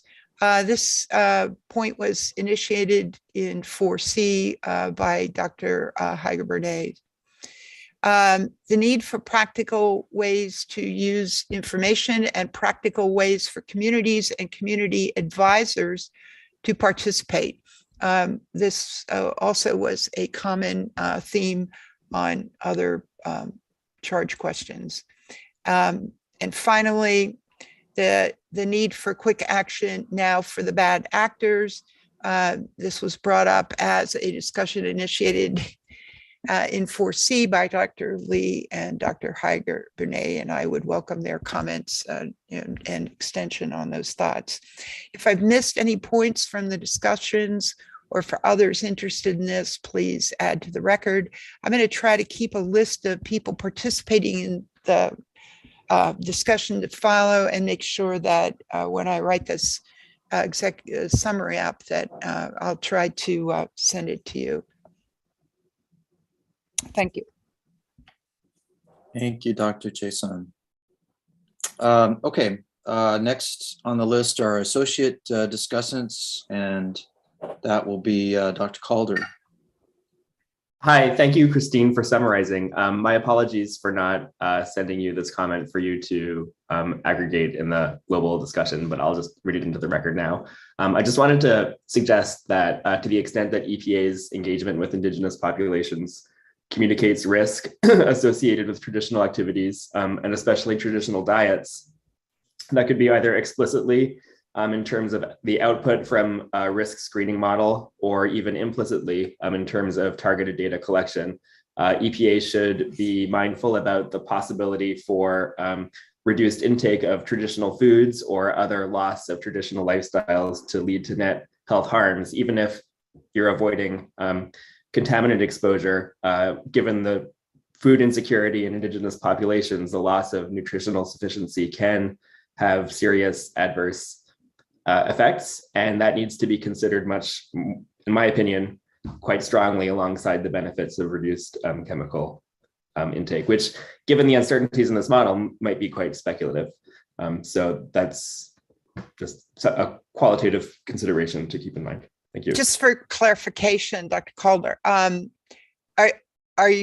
you concerned that inclusion of the consideration or announcement that you are including that would deter consumption of those foods? Is that what you're saying? Oh,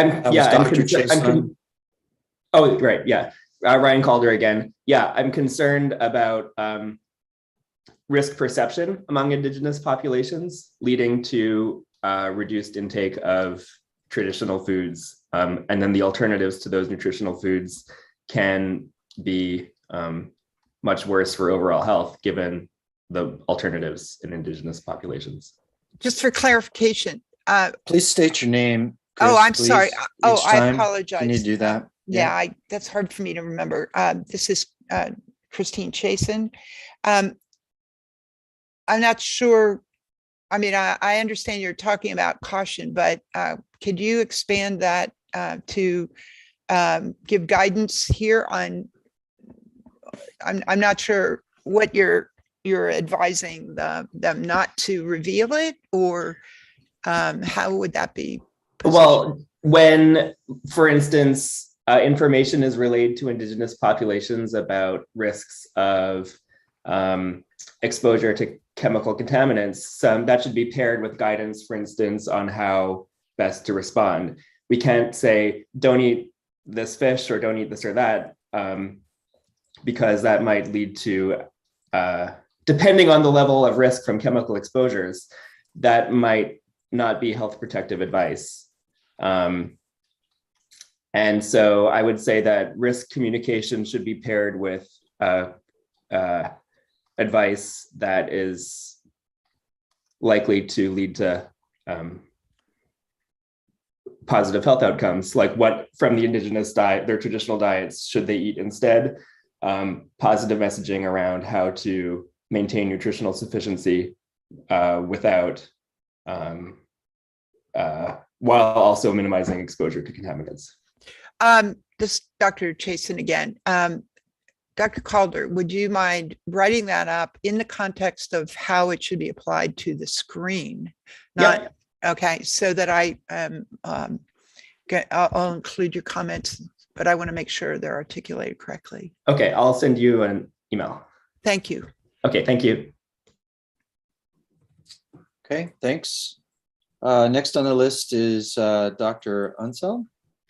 Yes, this is Monica Unseld. Thank you for that summary.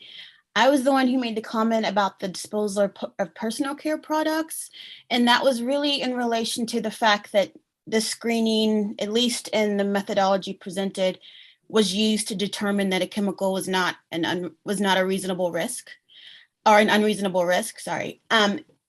We know in a lot of these communities that are disproportionately impacted, they have a lot of dollar stores. And there's research that shows that the products in the dollar stores tend to have higher levels of toxic chemical contamination than what you may find in a Target or a Walmart, which already has personal care products that have chemicals of concern.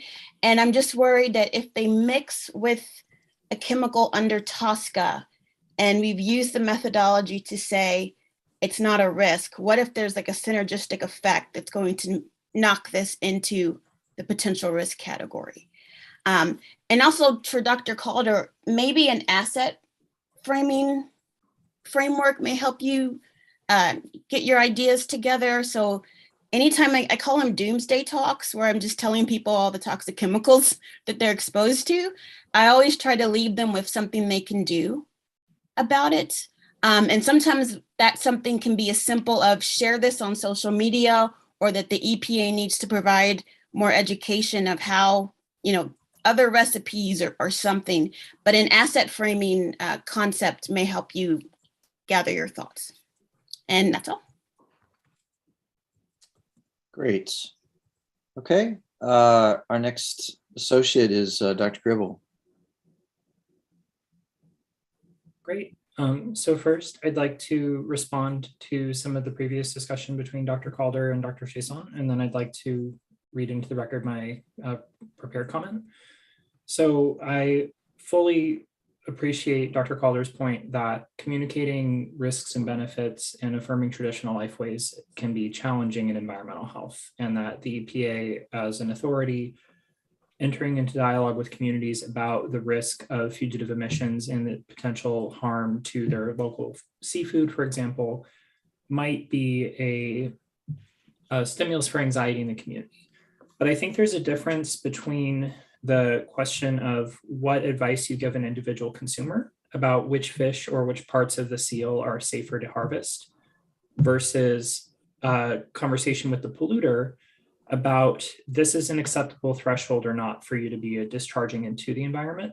And so I think individual behavioral decisions might be outside the scope of what the screening tool is seeking to do. And I think that as long as the communication with the local community were managed in a way that it was clear that this is not providing individual dietary guidance, it might be less of an issue. But Dr. Calder, later, please elaborate on your thoughts. What I wanted to note in my comment was that I thought that seafood was a very notable emission. Seafood is a class of subsistence diet, and I include in that also shellfish. Different contaminants have different bioaccumulation, biomagnification properties.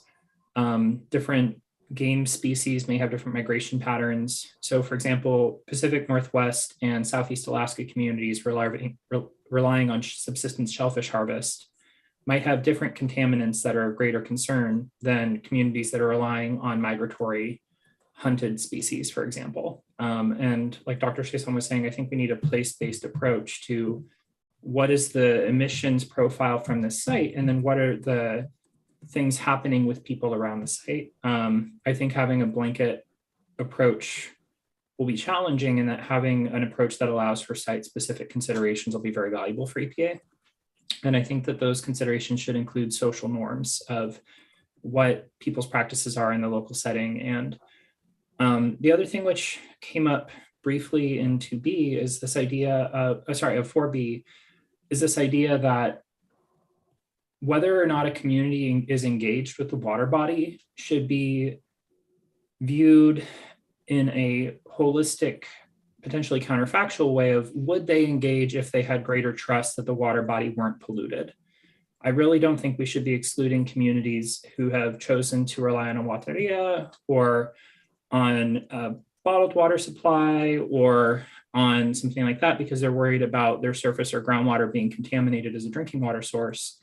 To me, those are fence-line communities for the pollution entering that water body that they are not partaking of because of their concerns. So I think some consideration of but for causation for thinking about would they be involved with the water body but for the pollution might be something EPA could take into consideration as they consider locally tailored guidance on what a safe level or not of discharge might be for a local community. I'll stop. Okay, thank you, Dr. Gribble. Dr. Blystone, your hand is up. Yeah, I just wanted to react to something that Dr. Unseld said about synergistic effects. I am by no means up to date on the science of that, but I know that's a really complex issue. And I would be interested if there are specifics that Dr. Unseld has that could be practically applied in a screening approach. Because aggregate and cumulative exposures are already very complex, and now synergistic, I don't even know that we're close to have something that would be practical to apply. Yeah, thanks. Dr. Unseld? Monica Unseld. To answer your question, I do not have specifics because I am not aware of any methodology that's currently available, but that doesn't mean it's not there. I just don't know of it. But my concern was that if we're going to prematurely perhaps classify a chemical as not a risk, that could be potentially hazardous to public health. And then lastly, I just wanted to state for the record, if we are going to engage environmental justice communities, disproportionately impacted communities, the agency really needs to take a look at the language. Referring to people as receptors is not very welcoming. And also, I know reality is there will be risk, but we must realize that when we're engaging with these communities, if we talk about reasonable risk, that's someone's loved one. So I just want to get on the record that the EPA should consider this as they look for ways to further engage with these communities. Dr. Hager-Bernays? Yes, Dr. Hager-Bernays. I want to respond to some of the comments that have suggested that under this screening program or a screening program that EPA would or might make recommendations to modify people's behaviors. It's my understanding that what we've been asked to look at is what should we be considering or recommend for considering in a screening assessment. And so these are all really great points, but I don't think that I think the objective here is to identify what's bad and not to necessarily go that additional step.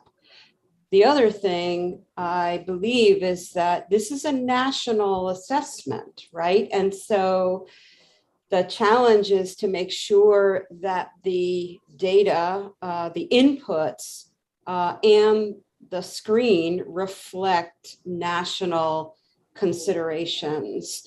And we know that there are plenty of fence line communities across this country. They have different characteristics, and what's the best way to reflect those characteristics and to provide that kind of specific information to the agency. Thank you. Thanks, Dr. Johnson. Just a couple suggestions. I know one was mentioned, food web transfer. And as I mentioned before, in some of the guidance that the Clean Air Act folks have for incinerator permitting, what they do is they use a log KOW 3.5 as a sort of a cutoff to begin to look at food web transfers, biomagnification, and bioaccumulation for organics. So that's just one suggestion. Doesn't work so well for metals, but it does work fairly well with organics. They also consider persistence, of course, as well. So any halogenated organic would be potentially treated differently, but also would conform to that log KOW 3.5 rule. Regarding synergism potentiation, it doesn't happen all that often, but it does happen. And it happens on a kinetic basis, happens on a dynamic basis. And sometimes some new approach methods, such as adverse outcome pathways, may help inform that. And the only other suggestion I have is for safety factors. I'm not opposed to using safety factors. So I think it's a good idea. I just think they should have some sort of empirical basis. I am sensitive to the comment of compounding conservatism. I understand this is a screen, but we need to be able to support them scientifically. That's all I have. Thanks. This is Chris Chasen. Dr. Johnson, would you mind sending me a paragraph to include about your cutoff limits? I wasn't able to capture those all in my notes. Sure, will do. Thank you. Okay, any other comments from the committee? Dr. Apte? Yeah, I just wanted to bring up the issue of a double exposure that I think I brought up earlier and was mentioned a couple of times later in the discussion as well, where a lot of the fence line communities, the people will work in the same factory or facility where they might get an occupational exposure, and they will have a second dose, so to speak, when at their homes or park or whatever they are doing later. And so I know that in this 1.0 version that has not been addressed, and EPA commented on that, but we should strongly encourage to look at that as they go forward. Modifying this is something sort of they could put it on their to-do list for the future, which would probably improve the risk assessment a lot. Thank you. Any other comments? Okay. Just to summarize it, it appears that, yeah, there's a fine line between a screening level conceptual model and a risk assessment conceptual model, and trying to put those two together, yeah, might be a bit difficult. Dr. Gribble, yes.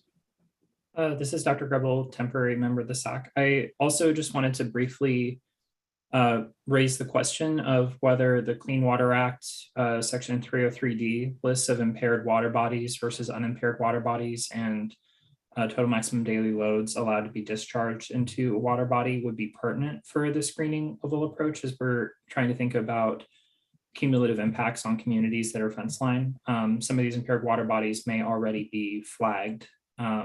And so adding to an already impaired water body, or one that is kind of on the border, might be important for the cumulative exposure a community faces potentially to chemicals with a similar mode of action.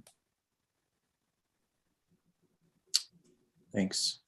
Dr. Gribble, this is Chris Chasen again. Would you please send me that reference so I include it correctly? It's in the paragraph I sent you before. Oh, that's the same one. Thank you. Again, I'll just reiterate anything specific databases that can be provided to the agency in terms of how to assess the communities would be very, very useful, I think. Any other, Dr. Lee? Oh, this is Lily speaking. So in terms of the cutoff for bioaccumulation or food chain biotransfer, so I can also provide some database for you. So I can send you the later. Okay.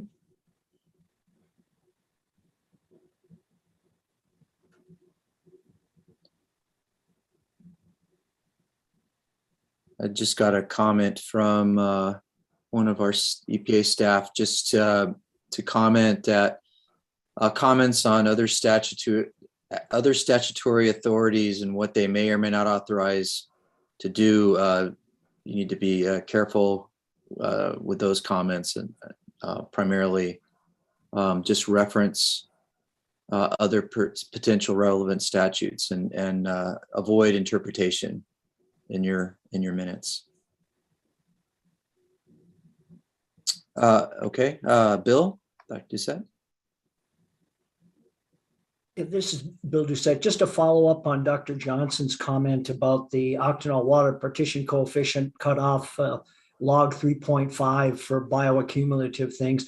I think that's, using physical chemical properties to try to better understand potential routes of exposure and what chemicals are likely to be important through food pathways and things are important. But we need to be a little bit careful. For example, all the perfluorinated compounds, we didn't think were going to bioaccumulate.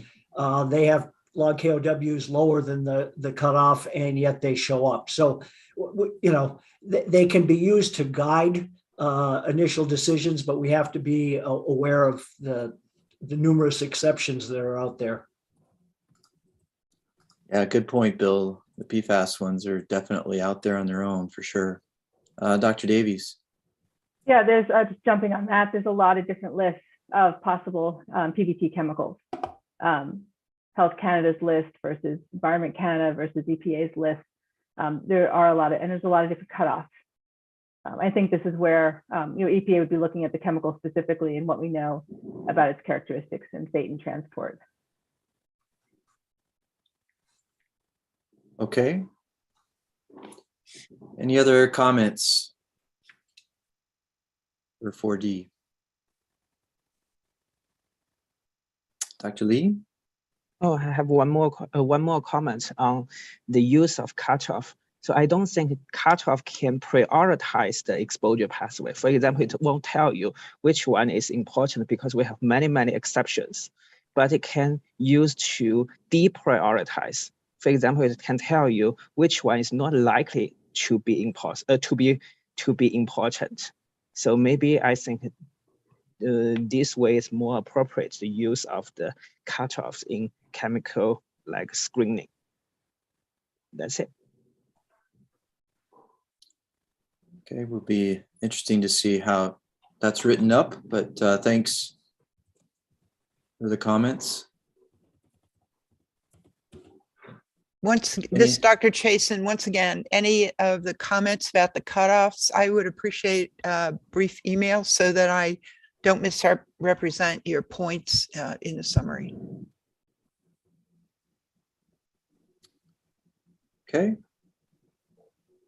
Any other comments?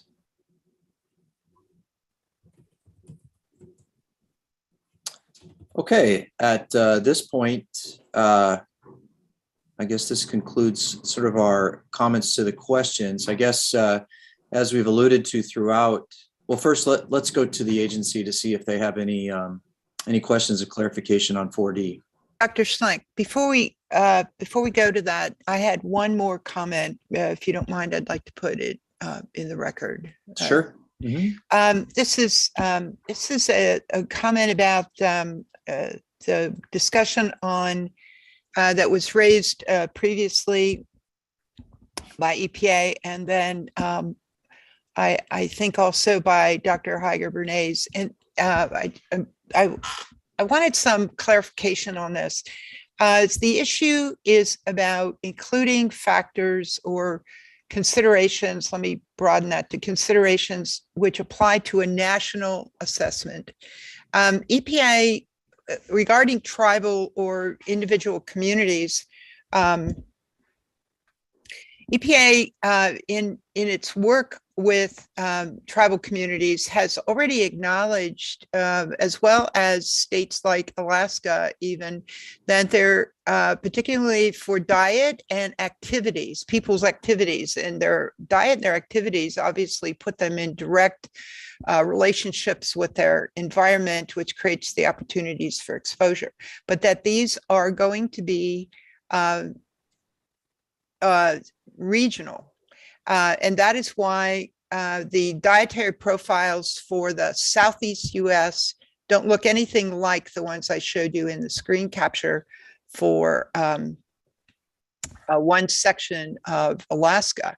In fact, the dietitians in the Department of Health in Alaska, as well as the entire communities of indigenous populations there, have recognized Alaska to fall into 5 distinctly different subgroups, as it has to do with both their diet, their sources of food, and their activity patterns. So I think these need to be acknowledged. And that doesn't mean that isn't nationally represented. It's simply creating different population subgroups who have distinctly different opportunities for exposure. We do exactly the same thing when we utilize the huge databases about nutrition and dietary sources, or different or consumption of different forms even of the foods that are being consumed. The national databases are divided up, if you will, to their applicability to different regional parts of the country or of the territories, and they are applied separately. So I don't really see any difference between that normal assessment practice that is very traditional within EPA and FDA and every other regulatory authority I know of that considers people's activities and diets, that the data and the underlying profiles that are to be considered would also be regionalized. So we don't have to assume that anybody in the Northeast consumes beluga, or whale meat or anything like that, but we must consider that to be representative of Alaska, that they're eating this. So it's got to be not just statistically correct, it's and have a good pedigree or whatever. It needs to be, once again, I believe, relevant to the issue. This is particularly acutely necessary when you're looking at the kinds of communities that are likely to be at the fence line, however we define it. Okay, Dr. Hager-Bernay. Yes, Wendy Hager-Bernay, thank you. And to Dr. Chasen, for the record, I was not in any way making a statement that these should not be considered. I just, I made the statement in light of the charge questions that have been posed. So absolutely, and for a screening assessment, one might say that in this region, this is the driver, right? So for the record, again, not not stating that it should not be considered, that it should not be included. Those data are imperative, but how those data get used we need, I think, to provide some recommendations. Right. Well, this is Chris Chasen again. Dr. Hager-Bernay, I know that's what you meant because I know your work, but I wanted to make sure it wasn't misunderstood by anybody hearing your comment. Thank you. Yeah, this is Dan Schlenk. I think, again, it goes to the point where you need to decide a generic component for the screening or more of a site-specific component for the screening, because obviously there's different components in that conceptual model for exposure, right? So that seems to be, so recommendations I think need to be made for those components qualitatively initially. And then again, I think as much quantitative information that you can provide. Dr. Chasen, you mentioned those 5 subgroupings. I think it would be really good to get that the source of those demarcations, if you can, as a reference to the agency for sure. So Yeah. This is Chris Chasen again. Dr. Schlenk, we have extensive, I'll provide to you the entire data sets, the background on these, the peer review, and the tools that read them basically in multiple formats. So Sure. I will package that up and make sure that that is available to EPA as well as the record. Sure. I think if those tools can be utilized for other communities, I think that would be very, very useful. As you mentioned, Right. There's so much difference. So however they came to that decision of demarcating those 5 zones, if that same tool set could be utilized in some other parts of the country, that would be fantastic. This is Dr. Chasen again. As part of that, we have the same kind of information for tribal communities in the Southwest, ethnically defined communities along the border, et cetera. I will make sure that all of this is transported to this team as well as this committee. Yeah, the more tools, the better, I think.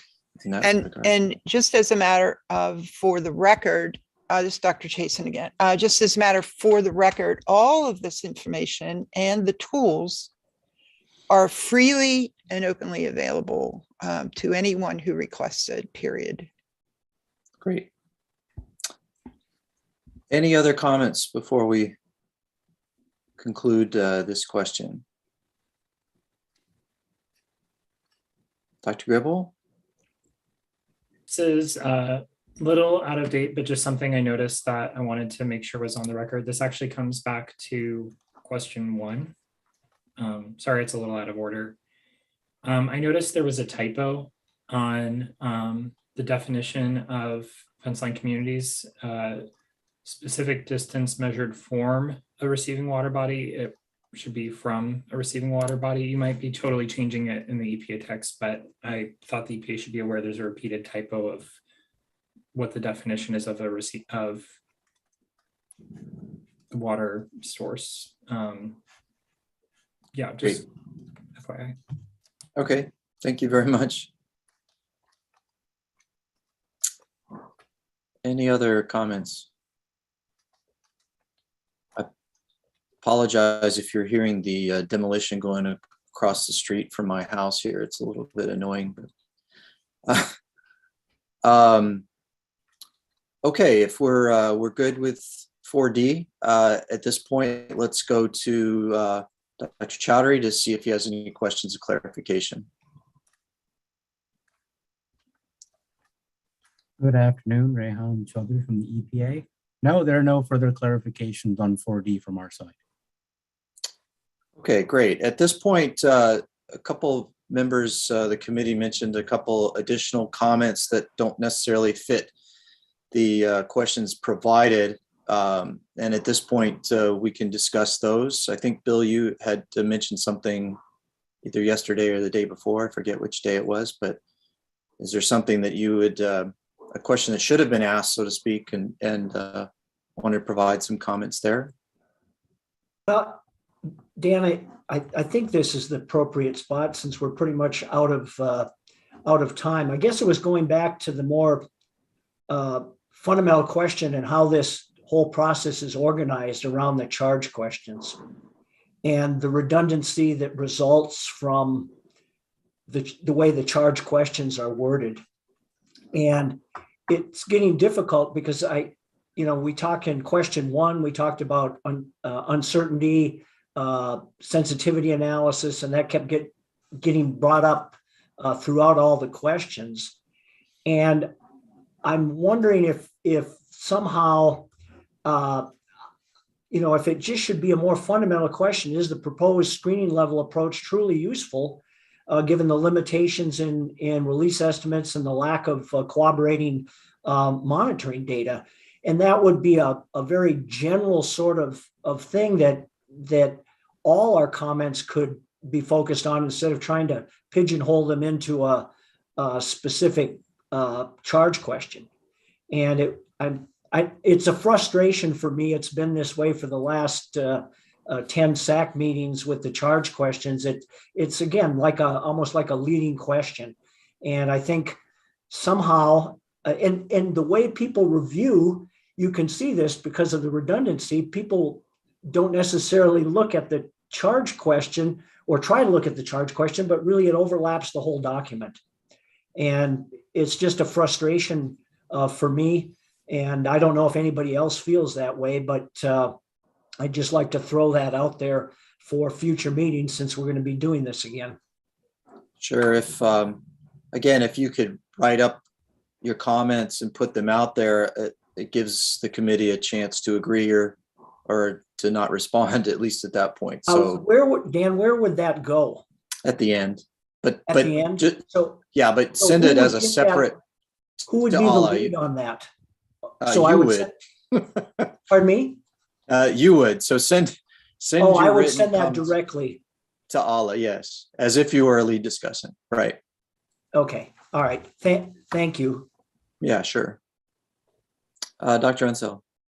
Yes, I just wanted to support Bill's comment and to add that as someone who's doing this for the first time, it's a bit surprising to hear from not only more experienced SAC members, but the public, that suggestions and recommendations have not been implemented, even on the process of the charge questions. And so I would lift that up to say, like, what is the utility of this entire process? What's the best use of all of the brain power that is gathered here? What's the best use of the community's time? Because I'm also not convinced that we gave the agency what it needed, because the charge questions were not very precise or concise in what they were looking for. So I can type that up and send that in. Great. Dr. Chasen? This is Dr. Chasen. Dr. Schleich, is there a process by which after the charge questions are specifically summarized and written up, that somehow we could reconvene to form a sort of an overall listing of where there's great commonality or issues that, or, just came up over and over again, so that would be sort of the importance of that could be emphasized, and also to make it maybe easier for the public to understand what we're trying to say. We'll discuss that at the conclusion of this meeting, so stay on the line. Okay. The logistics of the report writing will be discussed at that point. Thank you. Yeah. Dr. Johnson? Yeah, I just want to agree with Monica and Bill. And I seem to remember at one SAC meeting, we had an opportunity to review the charge questions before they went final. And maybe that's a good solution. Maybe we can get a shot of actually corresponding and asking exactly what you want, because what we want to do is be helpful, at least I do. And so maybe if we had an opportunity to review the charge questions beforehand, provide that input back to the EPA, they could consider our comments and adjust them accordingly. Okay. You do receive the charge questions before the meeting, though. So if you're asking for a more formal process, I guess, in terms of responding to them, that's something I guess we could put forward. But yeah, we got the questions, but we weren't asked to provide any input back on them. So I didn't, but I could have. Could have said I could see a storm coming, and if you adjust this way or something like that, sure. It's a process question, really, or suggestion. Yeah, I understand. Yeah. Bill, back to you. Yeah, I didn't mean to imply that for those that weren't involved in previous SAC meetings, that the EPA doesn't listen to our comments or doesn't respond. I didn't mean that at all. We've always had an opportunity to respond or ask clarification for the charge questions. My suggestion was eliminating the charge questions to a single more general review question rather than having us try to focus in specific areas, because we obviously are trained. Most reviewers just go through from the top of the document to the bottom of the document and make our comments. And we tend to focus on the areas that we're familiar with. That's why we have such a wonderfully diverse background in the panel. So I didn't mean to imply that EPA is not responsive at all. I just meant that I think there might be a better way to deal with this in terms of that question. Sure, I think making that recommendation is totally appropriate at that point. So, Sheila. Yeah, I just wanted to agree with Dr. Doucette, Dr. Uncels, and Dr. Johnson about the charge questions. We have in the past met as a group to discuss the charge questions, and they were modified after the discussion to reflect the conversation. And so it would be great if we could do that in the future. The only thing I wanted to add is that there is a lot of richness in terms of meeting in person. And many times in the past meetings, the side conversations that we've had have really improved our responses and our ability to provide EPA with the information that they need and to help them. And in this setting, it's really hard to do. And it's also hard to be virtual and attentive for like 8 hours, in a row. So I just wanted to make the plug for that. I know that these are extenuating circumstances and there is a pandemic, but in the future, it would be great if we could meet in person. Okay, thanks. Dr. Cobb? Just very briefly, and I'd kind of like to come to the agency's defense a little bit here. This entire meeting that we're having is directly in response to comments of the SAC to the agency as we were reviewing the first 10. So they are doing their best to be responsive, and I appreciate that, and I'll be quiet. Thanks, George. Dr. Lee. So this is Lily speaking. So we just had some email communication with Dr. Bernay. So we realized that we need to take the last few minutes to emphasize the importance of the tiered screen approach used for this thing. So I can have some thoughts, and Dr. Bernay can add if you want. So because we really find it important to hammer this home, so basically, we may take the tiered approach. So the first step is to identify what exposure pathway or what exposure sources are most important. We can do this by either screening the chemical properties or by considering the relevance of exposure to a specific population, to a specific group of people. And the second, if we identify the most important exposure pathway or exposure source, and we can perform more refined assessment specifically to these exposure routes. And we can go back, for example, we can go back to the air water pathway, and we can also consider like the groundwater, or we can also consider some exposure pathway specific to some indigenous people, to some tribes, to some specific groups of people. So maybe this is something we can pursue. Yeah.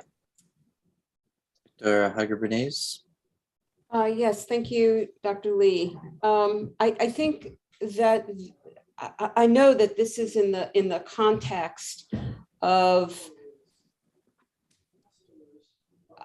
I'll say it like this, that we've got 3 compounds chemicals that have been examined now. They're really bad actors. Their data are very good.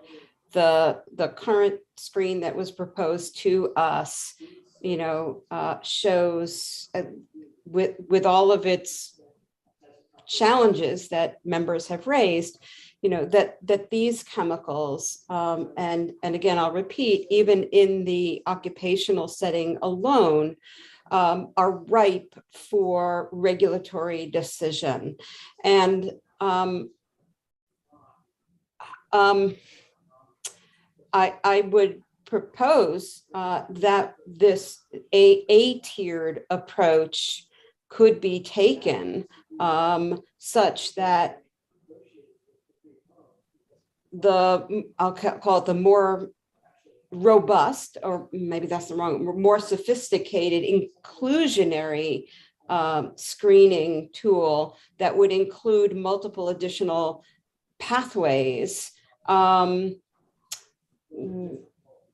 could be in the sort of the second round, or the second step, if there is evidence that the risk is truly unacceptable, and I'll put this in air quotes, decisions are made that these chemicals need to be dealt with, they meet some regulatory threshold, and enough study of those has been done. And then we can move on to those chemicals, or those chemicals for which there is a question as to whether that screening was actually sufficient. Okay. Yeah, just reading through the charge questions, I think both of those comments would probably fit into one or three of the charge questions, the way that the charge question's written. So if you want to propose a tiered approach, I think you can recommend that and write that up in those particular charge questions if you like. I think those would be appropriate. Dr. Chasen. Dr. Chasen, Dr. Heidegger, Bernay, I would urge you to write up what you just put out, so that it's not, so that it's formally introduced in those terms. The issue, sort of generically, about how tiered approaches really work across the agency or any other group doing it, is my understanding of it maybe a little different than you presented, Dr. Lee. So maybe you could clarify this. When tiered approaches that I've worked with are employed, the first cut is usually all encompassing, and you can't, as you tier down, you don't add to it. So you don't bring in 15 more routes of exposure in tier 2 or tier 3. You're just refining the screen that you included in tier 1. The application, however, as Dr. Heidegger-Bernay is pointing out, is almost like a triage. It's not really a tiered approach. It's sort of a triaging. Let's take the critically important ones off the top of the pile and deal with it, which is a slightly different way of using what could be considered an incomplete tool, but certainly has the capacity to triage for those critical and obvious situations. So I would caution against accepting as applicable a tool that's not encompassing, hoping that, oh, you'll catch this stuff later on downstream, because it won't happen. And there will be legal challenges to that kind of thing. I can just see that whole issue coming up that, well, we weren't caught in the screen, don't throw us in now. There's a third consideration to this, specifically for the charge question that I was responsible for. These underserved communities have been ignored repeatedly throughout the history of all regulatory communities, be they federal, state, international, or whatever. To do that again now and set this thing out there in clear, if you will, your non-inclusion, I think sends a really terrible message to the entire regulatory community and challenges the very charge that the assistant administrator made perfectly clear in her opening remarks. Personally, I think that at this stage of the game, particularly for this moment in time with this administration, this is where it's going to happen. It's not going to happen possibly later on. It certainly didn't happen ever before. And once again, I think that there's a moral obligation to make explicitly the inclusion of unique communities that are most likely to be the ones affected for the purpose of this screening tool explicit and included before it's ever used. And that's just my personal, very obviously very strong opinion about a mistake that I'd like to see EPA avoid making here. Yeah, thanks for the comments. Let me just remind the committee that we're not here to make regulatory decisions at all. So, and interpretation of regulatory statutes as well. I'll just say that again. We need to stick to the science, obviously, and make those recommendations based upon that. Dr. Cobb? So really quick, just to the point of a tiered approach, actually just overnight or maybe this morning, charge question 1, there was some language starting to emerge around that, that topic. We can try to incorporate that, or I can try to incorporate that into Q1. Having said that, Dan, I'll just fess up. I am probably the least qualified person to be smoothing and combining and merging other people's comments into something coherent. I'm certainly happy for that to be in charge question 3 or in a separate question, but if you want it in Q1, we can certainly do it. And there's starting to be a little bit of momentum in that direction for Q1. Yeah, that's where I see it fitting the best, George. And if you already have material there, Dr. Lee and Bernay, if you want to focus in on that, I think that would be appropriate for question 1. And this is okay. Yeah, thank you, Dan. And this is George Cobb again. I think Bill Doucette had sent some comments that it wasn't necessarily speaking of a tiered approach. However, it was leaning along those lines.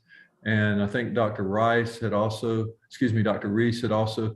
sent something, and perhaps even some of the comments that Dr. Johnson had sent in were kind of touching on the tiered approach kind of concepts.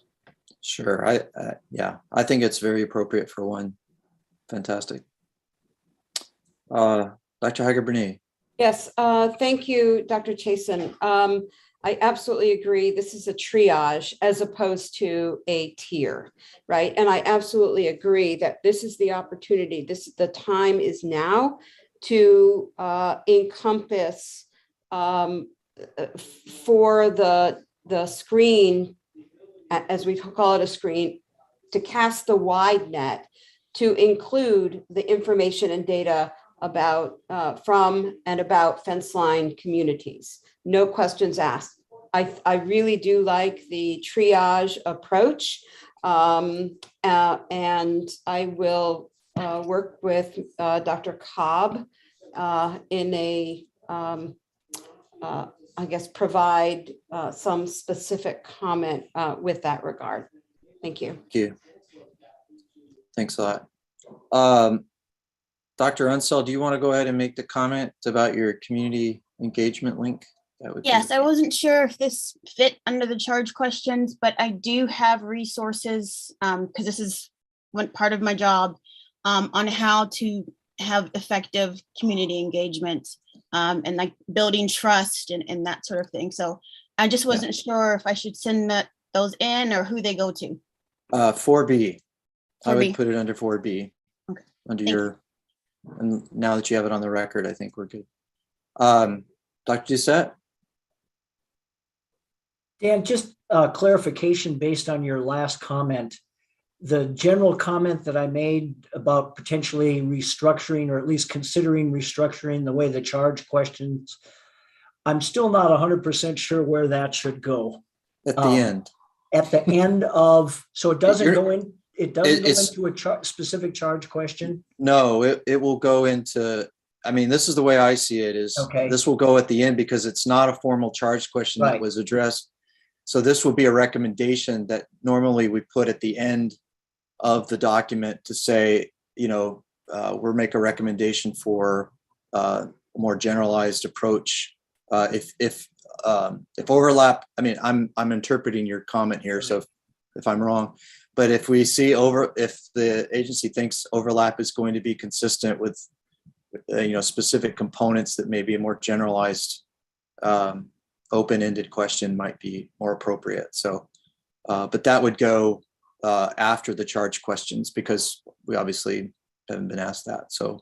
Okay, and That's a then recommendation. also there would be not necessarily consensus on that, right? It's going to go out to the committee, and if, I mean, we'll begin it with, one committee member thought, Okay. and see then what happens. exactly. Okay. All right. Thank you. Yeah. George, are you still have something else, or your hand's still up? No. You're mute. I do not. Okay. I'm trying to send an email. Sorry.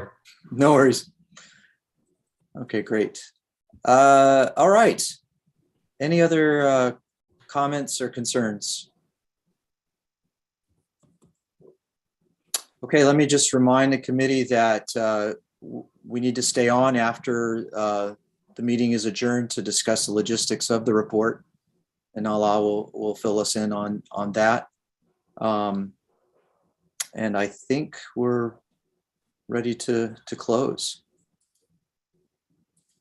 Dr. Chowdhury, do you have any comments, final comments from the agency? Yes, good afternoon, everybody. Reihan Char from the EPA. We appreciate all the deliberations that the committee members have gone through, and we look forward to receiving your written recommendations. As we emphasized before, the more prescriptive and specific you can be, I believe the more actionable this team can be to try and be responsive. Thank you very much. Thank you. Thanks to you and to your team for the presentations that you made. They were very clear. And thank you for the questions and answering the questions of clarification that came from the committee as well. And at this point, I'd like to thank the EPA staff for putting this together and the back and forth that we've had trying to do a Zoom meeting here for, I believe, the first time for us anyway, outside of the Teams concept. It's actually, I know Sheila, you had mentioned it's we would much rather be in person, but this is way better than the Teams was, where we couldn't even see each other's face. So I guess we're moving in the right direction, at least in terms of interactions. But hopefully at some point we'll be able to interact in person. So again, thanks to the committee, thanks to the public commenters, and thanks to the EPA staff and Allah for putting all this together. And with that, I'll turn it over to Allah. Well, thank you, Dan. In closing, I want to thank everyone who contributed to this meeting. I would first like to thank the peer review and ethics branch and EPA for preparing for this meeting. And it includes the executive secretary, Steve Knott, and the designated federal officials that are also involved, Dr. Charlene Matten and Dr. Todd Peterson, and also the administrative staff who participated in preparing for this meeting. I'd also like to thank the contractor in Dyna for their help in the Zoom meeting preparations and in the YouTube webcasting. Dr. Schlenk, you really did a great job in organizing this meeting and leading all the discussions and going through all the agenda items following the FACA requirements. Thank you very much. Thank you also to all the SAC members who participated in this meeting and for the ad hoc reviewers for their input and participation. I would also importantly like to thank the EPA's Assistant Administrator, Dr. Michal Friedhoff, and the Deputy Office Director of the Office of Pollution Prevention and Toxics, Mark Hartman for their welcome and introductory remarks. Thanks are also due to the OPP team, Office of Pesticide of Pollution Prevention and Toxics, for all the team for presenting the draft methodology and for responding to the committee questions. Thank you, Reihan. Thank you, Kevin. Thank you for all the team. And then thank you to the public commenters who sent written comments and presented oral comments. And then in the end, we will be meeting after this meeting, and the committee members will stay in the meeting and everyone else can leave, including EPA staff, and the meeting is now adjourned.